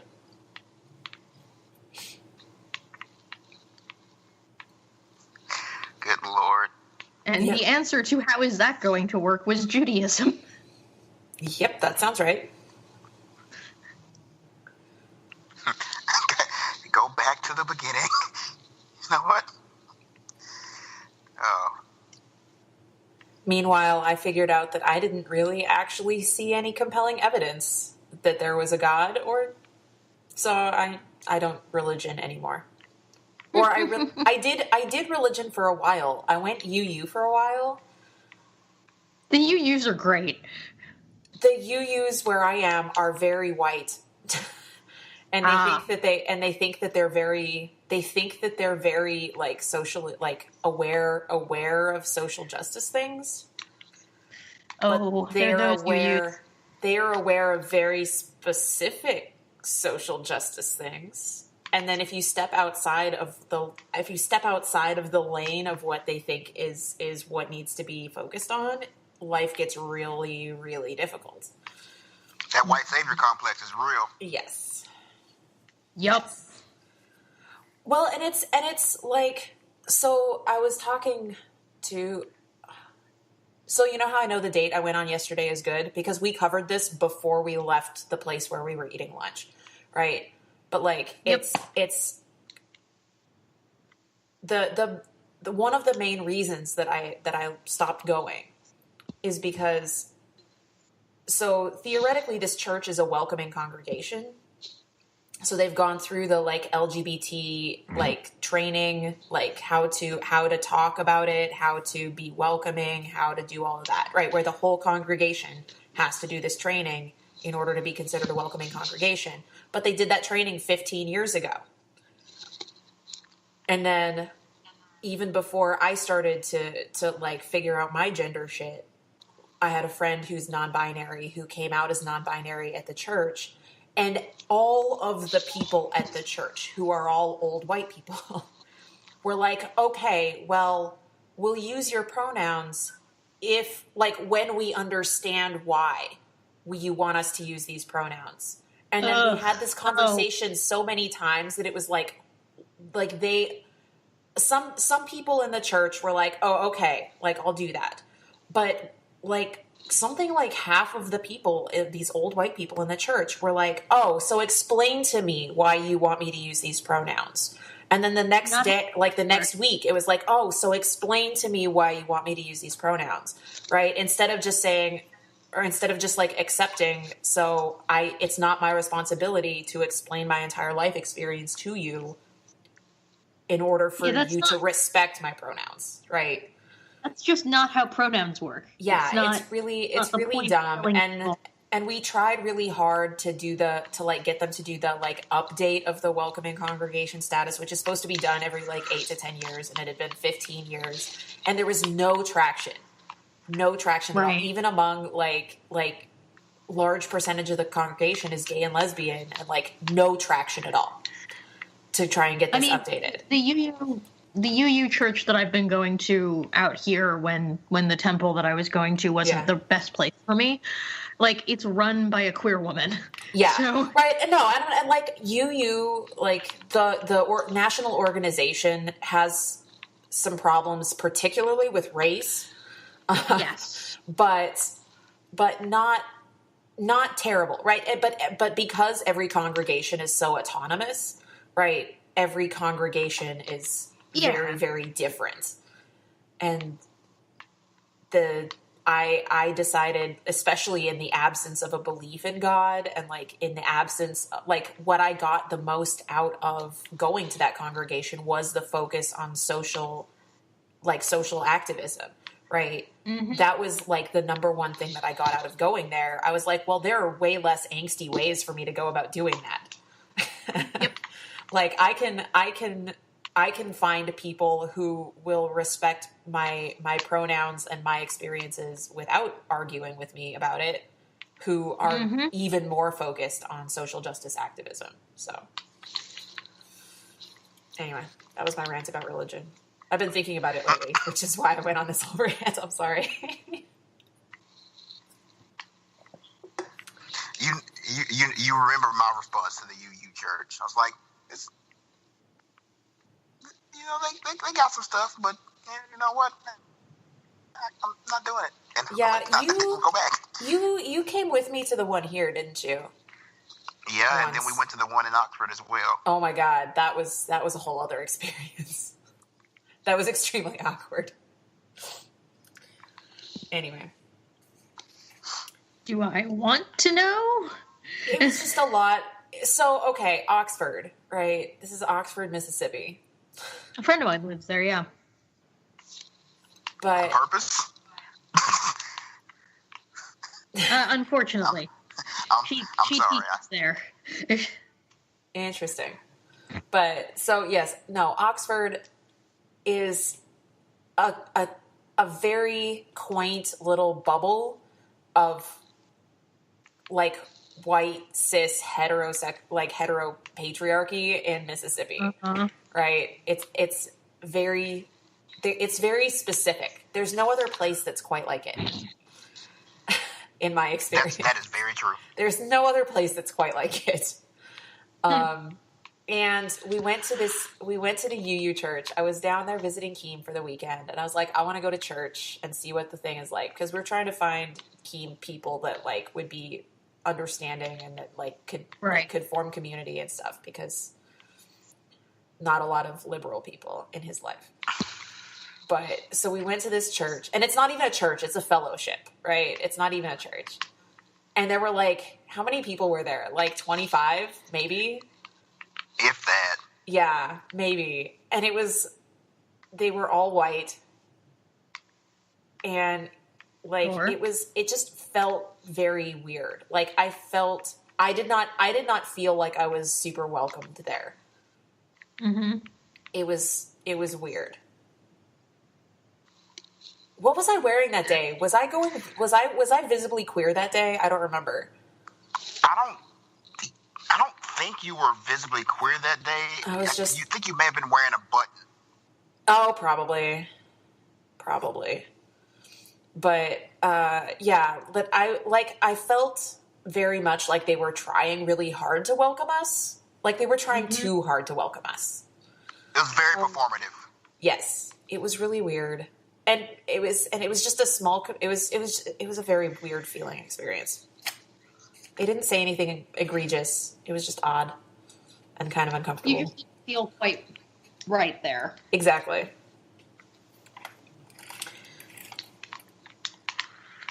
Oh well. You don't have to deal with those people. That is true. Very true. Yep.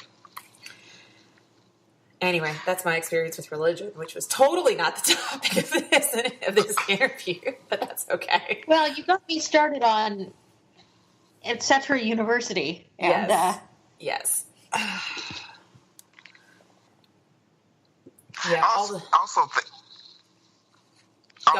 just want to say with us talking about like you guys' university and like my high school and stuff. It's I know this comes up and like when like Christians are talking to atheists, but it probably comes up with any time a former Christian converts to something else. People always go, well, the reason they converted is because they just don't know the Bible. They just don't know Jesus well enough. And in almost every case, for converts and to whatever, it's always the complete opposite. Like it's people who have studied the Bible intensely. Yeah. And just went, nah. Like I'm gonna go elsewhere. Look, I got an A plus on my exegesis paper in my Old and New Testament class. I'm not bad at it. Same here. Yeah. My professor for New Testament was so mad at me. He was so mad at me, but it's his own fault for the way he did grading. I went into his class and literally slept every day. Literally. Except the days that I just didn't bother going because I was asleep. And I got an A because he only graded, there was the midterm exam, the final exam, and then the final project. And I got an A on all of them. And he was so mad at me. It was funny. I was like, but I know the New Testament, right? Like, I know what's going on. When we are not recording, I actually have a small story for you about our alma mater. Oh dear. Oh dear. But speaking of being done recording, we're right at an hour, which is about where we usually do. Okay. So, self-promotion time, Elsa. What should we go look up if we want to support you and the things that you do and the things that you think are important? Well, you can find me on Twitter at Snarkbat, SNARKBAT. If you're interested in reading Fireside Magazine, you can find that at firesidefiction.com. And if you are somebody who is a member of any of the WorldCons and is able to vote, please vote for Fireside Magazine. Woo. All right. Guys, go check that out. Yes. You have homework. Yay, homework. Oh, and one last thing. If you feel like donating some money for an act of change, the National Adapt Fun Run is currently going on, and the money that they raise goes to pay for the bail bills for the people who were arrested trying to protect your health care. Definitely. Guys, definitely get on that one. We're going to have, make sure we have all these links in Oh, yes. yeah. I wrote them all down so that I can put them in the notes. All right. Well, thank you for joining us. Yeah. This has been fun. Definitely been a fun conversation. Thanks for having me. You're welcome back at any time. Anytime. Like, you get bored and want to be on the show, we're here. Let us know. Will do. Something's happening that you want to yell about, let us know. Sure. All right. And with that, we're going to end this interview and move on into our sex segment after this brief musical interlude. Enjoy.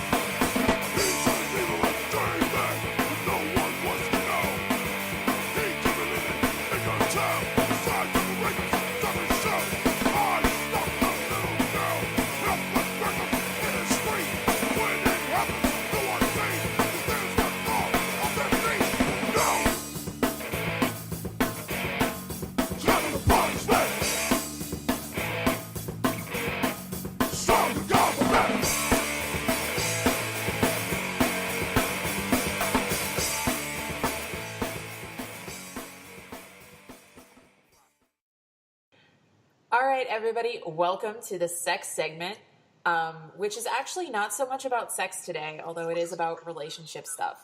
I'm going to try and keep it quick because Keem has a date to get to, speaking of sex and relationships. Ha!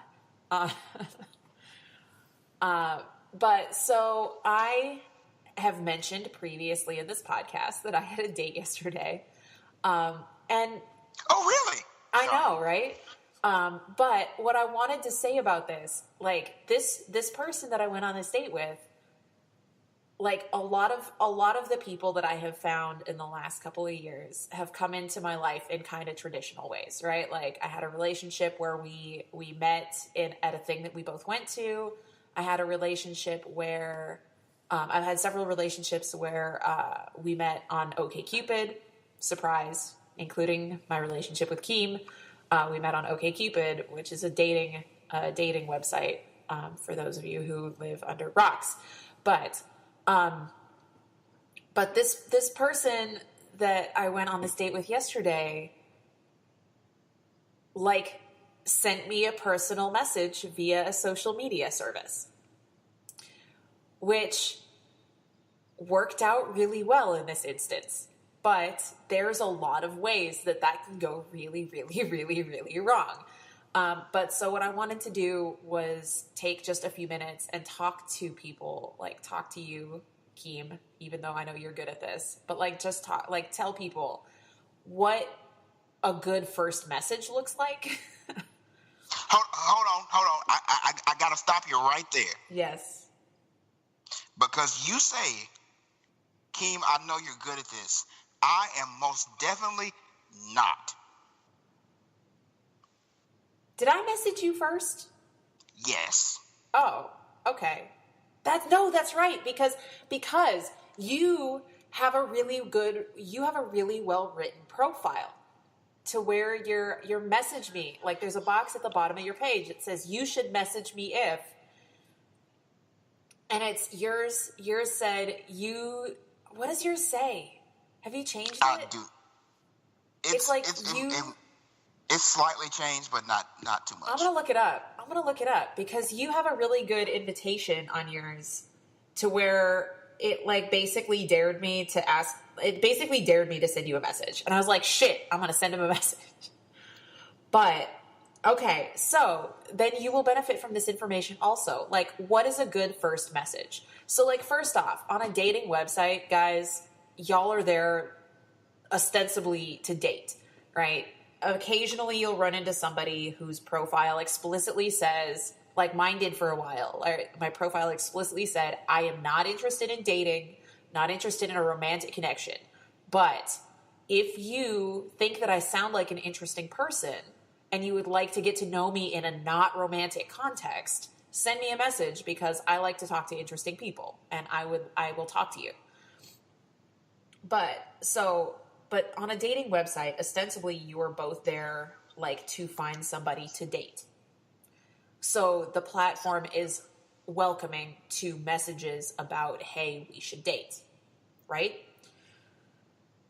The person that I went on a date with yesterday messaged me via FetLife, which is not a dating community, right? It is not a dating community. There is a lot of sexual content on there, but it is not a dating site. Like there is no reason to assume that somebody that is on there, it's like Facebook for kinky people, right? Like there is no reason to assume that somebody who is active on Fet should there's no reason to assume that that person is looking for any kind of connection, right, with you. So that this move was a little bit more risky, but he may or may not have messaged me with an intention of going on a date with me and like whatever this is that we're doing, right? That may or may not have been the intention, but he sent me a message blindly and it's working out, right? So what my advice, what the advice that I'm giving right now is, if you are on a dating site, go ahead and send a message about dating. If you are not on a dating site, but you still come across somebody, so this can happen on FetLife, it can happen on Facebook, it can happen on Twitter, it can happen on basically any public forum where people post content, right? It is fine to think that a person is cool and that you want to get to know them better. But you can't assume that they would be open to dating you, right? Excuse me. You can't assume that they would be open to dating you if the forum that you are messaging them on is not like set up to make you assume that. Does that make sense? Yep. So if you find somebody that you are intrigued by and you are not on a dating website, the first thing that you need to do is to let go of your expectation that something romantic will happen. because you can't assume that.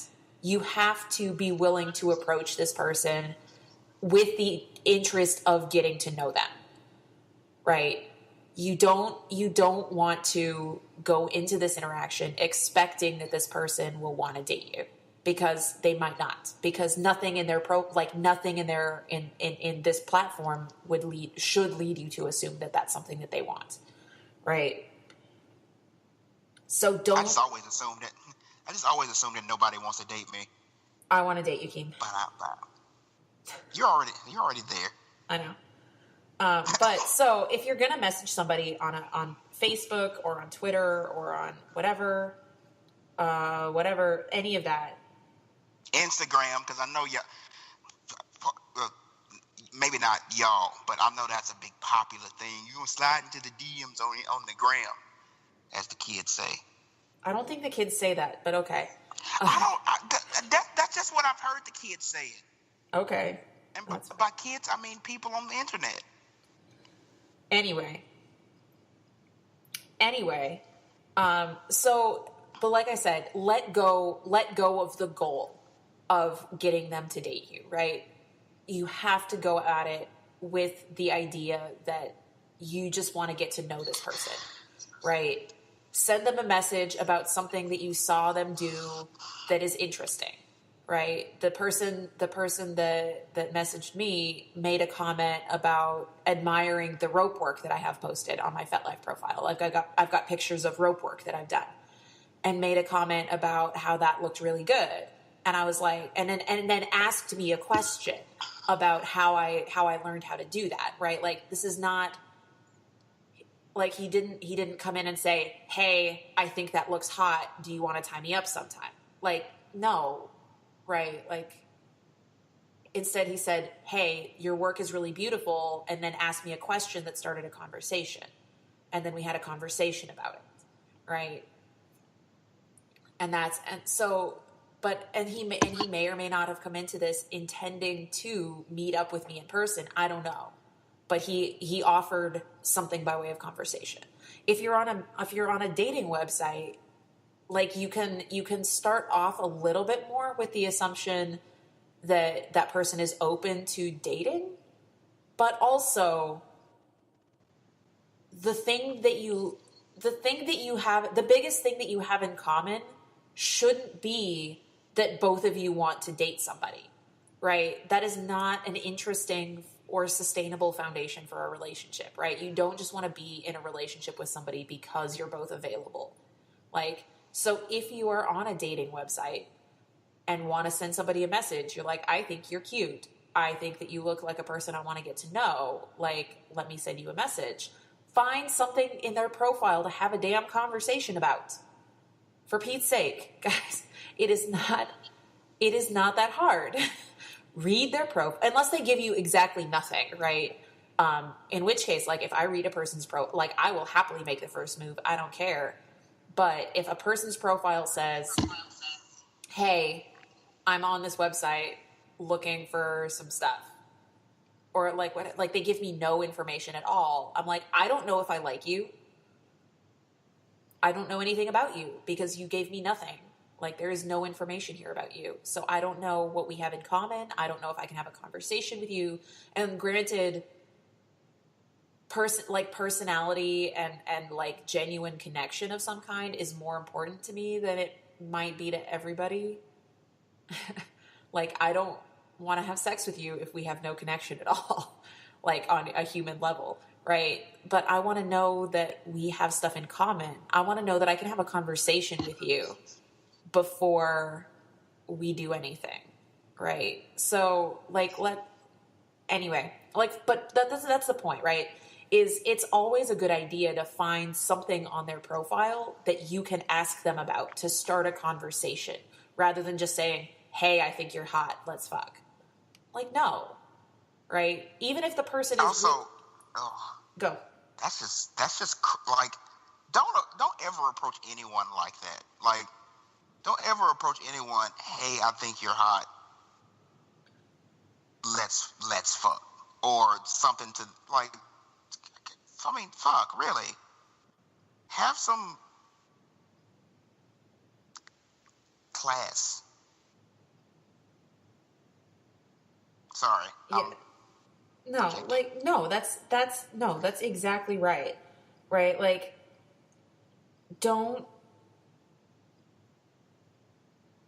I'm sorry, I'm going through my past messages to see, like, Well, to see. I will give, like, for example, Esme, when she approached me, like, okay, first of all, I do send first messages, but I am awful at it. Well, at least I think I'm awful at it. I haven't had anyone tell me I'm not. I just get a lot of course, no answers or, like, straight up, like, rejections. Yeah. If you guys can't tell,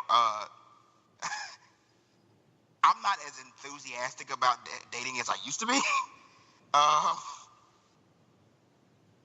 But I will say, Esme got me on the hook with music, like, immediately. Like, that was a whole conversation. Like, we probably about 100 or so messages within the span of 6 hours, maybe. It was more than that. It was like all day. It was literally all day. We talked all day long. What I'm saying is, like, those 100 messages were only, like, in, like, 6 hours. We hit over 100 messages that day. Yes. But yeah, so pick on, like, find something people are, like, something that you might connect on, something that you're interested in, and go with that. Like, because at least, even if nothing works out, you get a good conversation out of it. And conversations are, at least to me, I may be some freak of nature, but I like a good conversation. Because I talk a lot. If you haven't fucking guessed from listening to the show. That's true. So, at least you can get a good conversation. I'm trying to think. I am sure on my I approached my other partner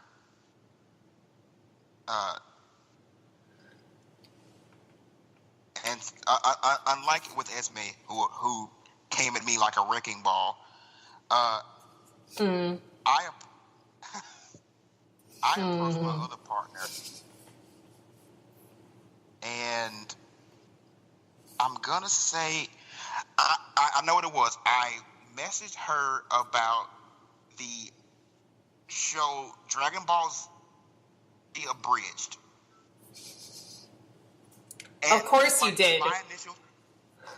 My initial message was, look, I didn't have to, honestly, as soon as I saw this, I knew I had to message you. That's it. As soon as I saw it, I was like, I need to message this person. And from that, I'm running up on a 2-year relationship. Yeah. Like, just like simple. Like, if you see something interesting, talk about that interesting thing. Yeah, and I don't. So for example, right? Like, I was just going through my OKC inbox looking for an example, right? Here's an example, right? This person messaged me, and they said, "Hey, you're cute. Let's flirt."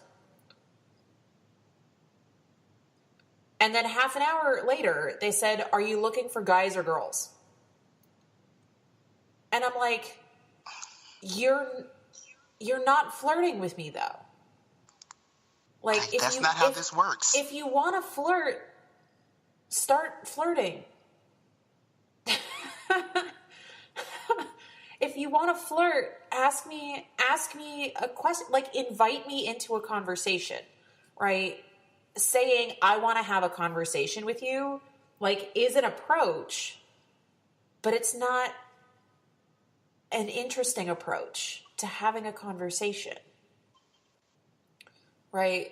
Like, if you want to have a conversation with me, ask me something. But see, that's that old school dating idea of going out and seeing someone at a bar and going, "Hey, you're sexy. Let's do this stuff." That's a very old school idea of how you're supposed to approach dating. But that's a stupid way to approach dating too. If somebody walked up to me in a bar and said, "Hey, you're attractive," I would say, "Go away, creep." If somebody walks up to me, if a stranger walks up to me in a bar and says, "Hey, I think your haircut is great," I will talk to that. I might. I'm not going to say I will. I might talk to that person, right? If I'm in a place where I want to be approached, I might talk to that person. But it doesn't matter if I want to be approached or not. If a person comes up to me and says, "Hey, you're hot, let's flirt," I don't want to, like, ask me something. Tell me something, like, compliment me on something, right? But see, that's not the dating narrative. The dating narrative is... So we're changing the narrative. That's what the sex segment is about. Let's change the narrative. That's better. Every person here, every person listening to this, we're changing the dating narrative now, which is the point of human interaction is not to find somebody to have sex with. Having sex is great, and a lot of the people that you meet are people that you might have sex with, but have interactions with people for the sake of having human conversation, interactions with people, and you will be better off for it, and they will be better off for it, and the world will be better off for it. And then if it turns out that you both want to have sex with each other after you have a conversation, a human actual conversation, then that's great for both of you. But until you can interact with each other as human beings instead of as objects for your sexual, like, feelings, right? Approaching somebody with the explicit purpose of having sex with them is really dehumanizing. Because you are basically telling a person, and sometimes this works for people, and sometimes you find people who have the same attitudes about it that you do, and that's fine. If that works for you, that's fine, but you can't assume that everybody will be willing to participate in that with you. But approaching somebody with the sole intention of getting in their pants tells that person, "I am only interested in you as a sexual object, not as a human being." Or "I am interested in you primarily, like, first and foremost, as a sexual object. I am looking for somebody, I am looking to have sex. And you are a person that I would like to have sex at." Right? Rather than you are a person that I want to get to know. Right? Which, and again, if you only want to have sex and you only are looking for people who just want to have sex and you don't want to get to know them, and okay, that's fine. But you cannot assume that everybody will be receptive to that. Also, I did want to add that, so we're telling you, hey, human interaction, Yes. Also, don't fake human interaction to get the sex. No, don't have an ulterior motive. Enjoy the connection for its own sake. And then if sex happens, awesome. Right? If you're both into it. But don't. Let me tell you, I often fall into sex. Yeah, you do. Hey-o. Quiet you. But honestly, a lot of the times that I've, like, gone out and had sex with someone, it's never, like, intentional. It's intentional. It's intentional as in when it came to the time, it was completely consensual. Yeah, but the idea was not to start off, like, you didn't start off with the intention of like, I'm going to go fuck this person. Right. And I'm usually confused when it happens. Especially when that person is me. You were very confused by me. I will let you were confusing. And we talked about this yesterday. We talked about this yesterday. I couldn't even investigate you, which threw me off real bad. He tried to Google me and failed. But in most cases where, like I said, besides my other partner, where we worked up to like having sex, which that was also a surprise at the time, and that was after a couple months. Mm-hmm. But but most of the time when I've gone out with someone or like I'm dating someone, when sex does happen, I don't expect it. I do keep condoms on me just because I'm safe, but I never expect it. I'm always confused, and this is just me because I'm weird, but I never think it's going to happen again. I'm even more surprised the second time.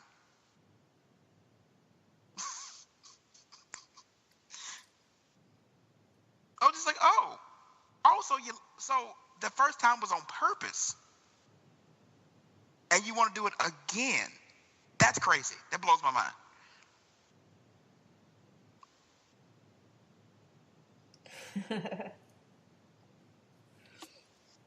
Yes, and I like you. Now I'm reminiscing on the beginning of our relationship, and it's awesome. I love it.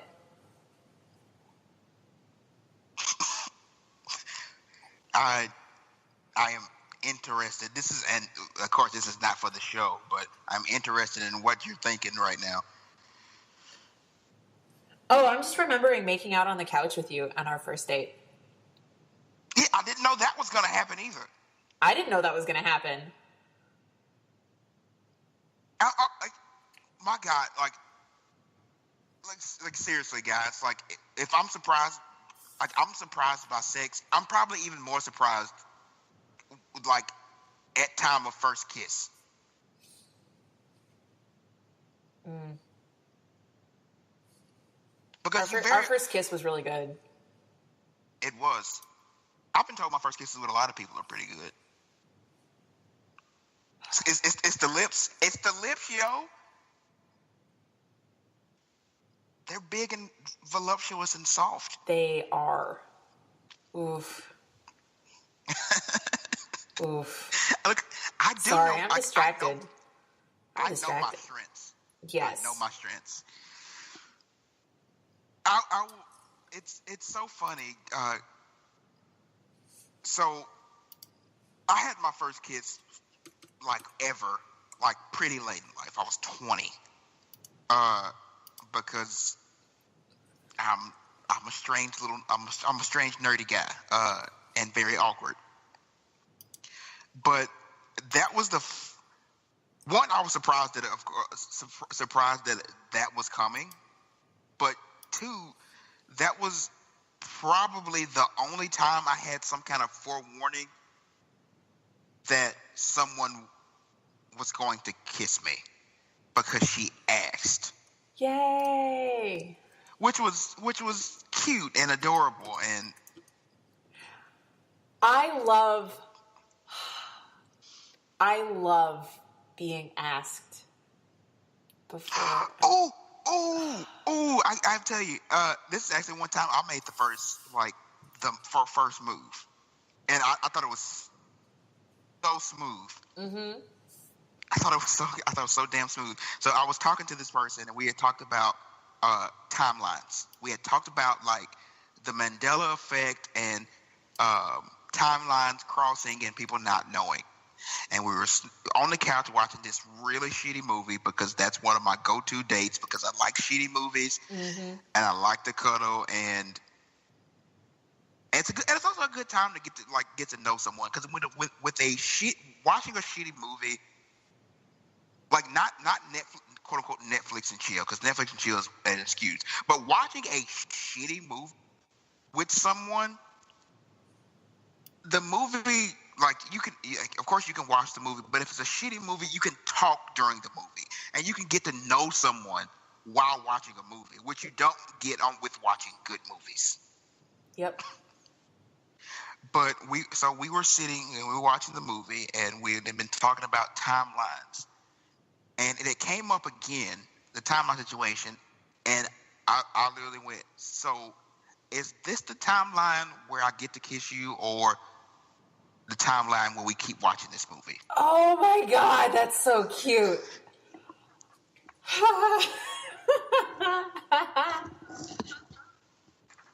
It's like, oh, that was so smooth. That was brilliant.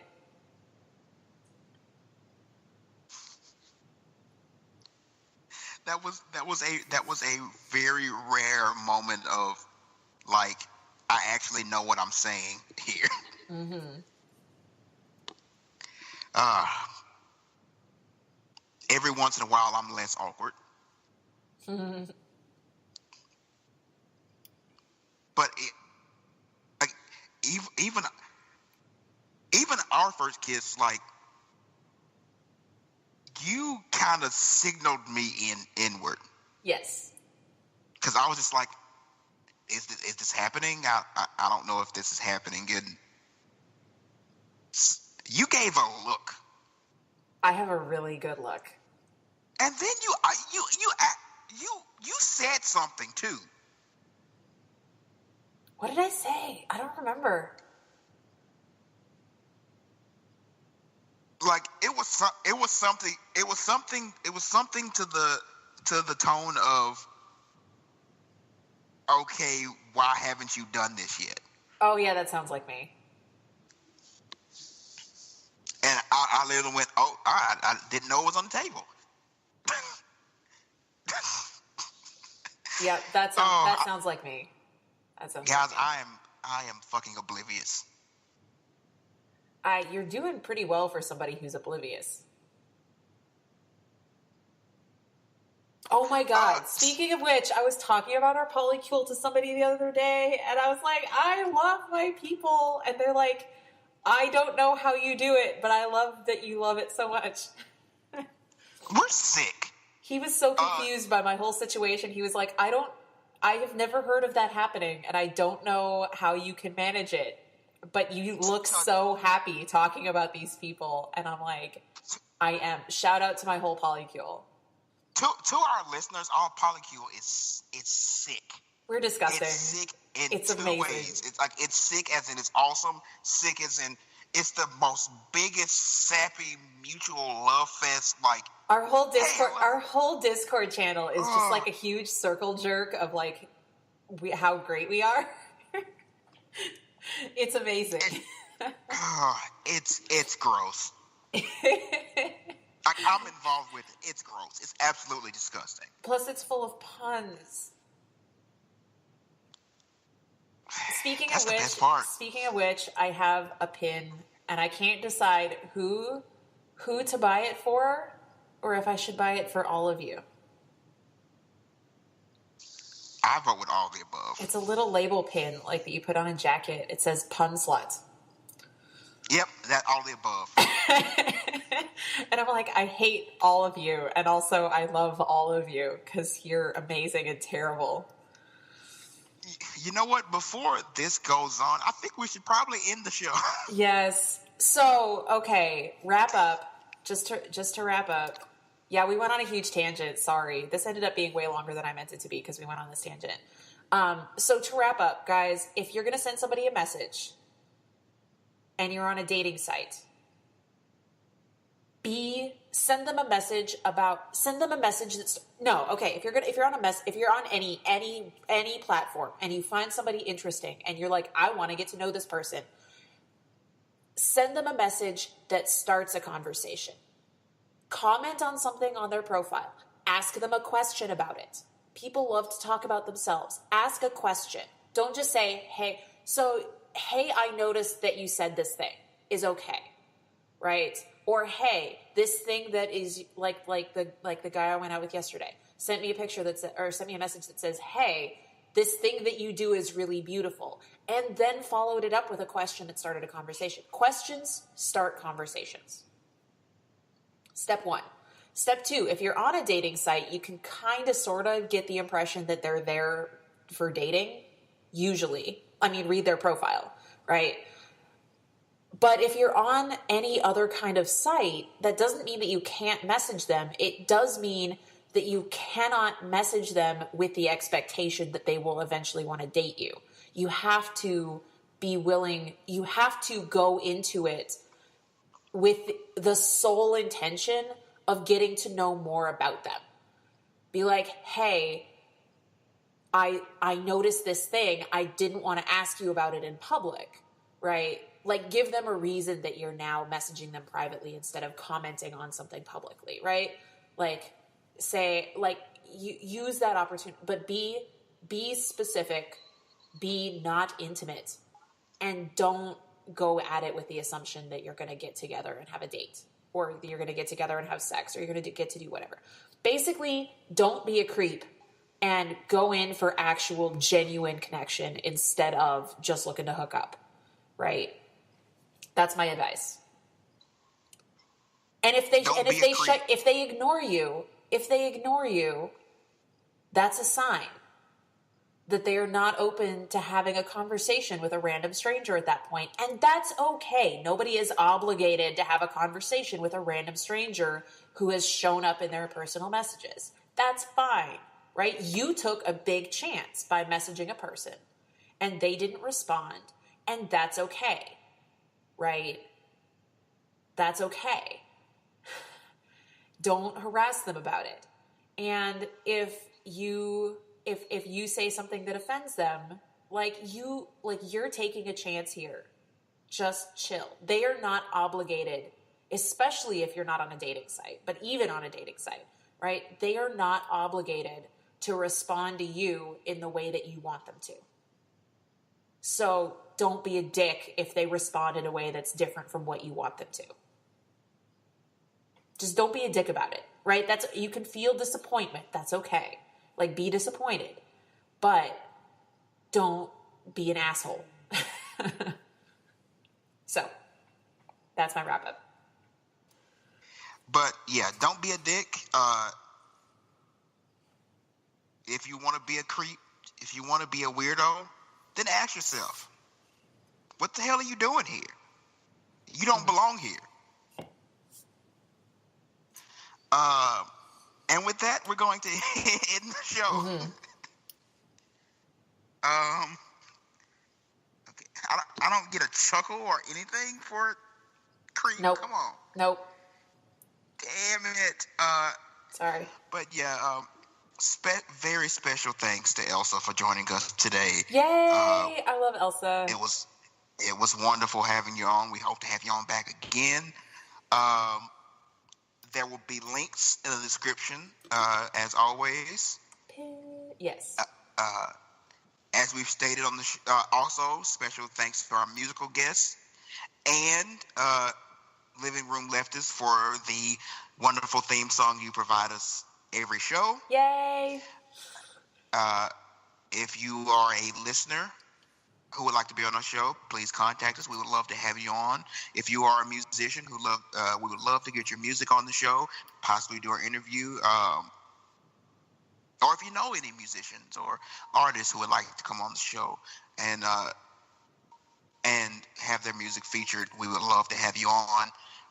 Speaking of Discord channels, we have set up a Discord for anyone wanting to chat with each other, like our listeners, or chat with us. I'm pretty sure no one knows it's up. Well, you set it up. You set it up between our last episode and now, so now people will know that it exists. So it exists. I'll put the link in the description for that as well. Come join us. Come talk with us. It's no one in there right now. So hey, let's build a community. I like community building. It's one of the things that I like to do. So come join us, come chat with us. You can give us any questions, memes. Some of us are meme lords, so you got memes for us. If you want to talk about stuff, if you want to, possibly be on the show, please join us in our Discord channel. Like I said, we would love to chat with you, love to have you. As we said in the early goings of the show, until probably about June, for the next couple of weeks, we're moving to a bi-weekly show instead of a weekly show. Yeah. It'll still be posted on Mondays, but we're just gonna have a couple fewer shows for the next couple weeks between work and even I have school stuff. So, but after that, we'll be back to our regular schedule, and it will be summertime, so we may have some, some other interesting things happening. Who knows? My goal for the summer, I'm going to put it out there into the universe. My goal for the summer is to get us on iTunes and Google Play and Stitcher and, I don't even know who uses Stitcher. If you use Stitcher, hit us up on Facebook so that I can go through that. But my goal is to get us up on a couple of different platforms. I know how to do it. I just haven't had time. I just haven't had time to. And I'm actually currently waiting on approval from Spotify. Hey, Spotify, I know you're not listening, but if you are, hey, get back to me so I can know, approve us so we can be on Spotify. But yes, hopefully we'll be on some other platforms. We'll broaden this audience and get much more of you lovely listeners. Because you're all beautiful people, honestly. You're beautiful, gorgeous, amazing people for listening to us and putting up with all our anger and ridiculousness and great and utter bullshit. Yes. We love you guys. We love our listeners. But that brings us to the end of the show. What? As always, this has been Keem and Esme, and we are out.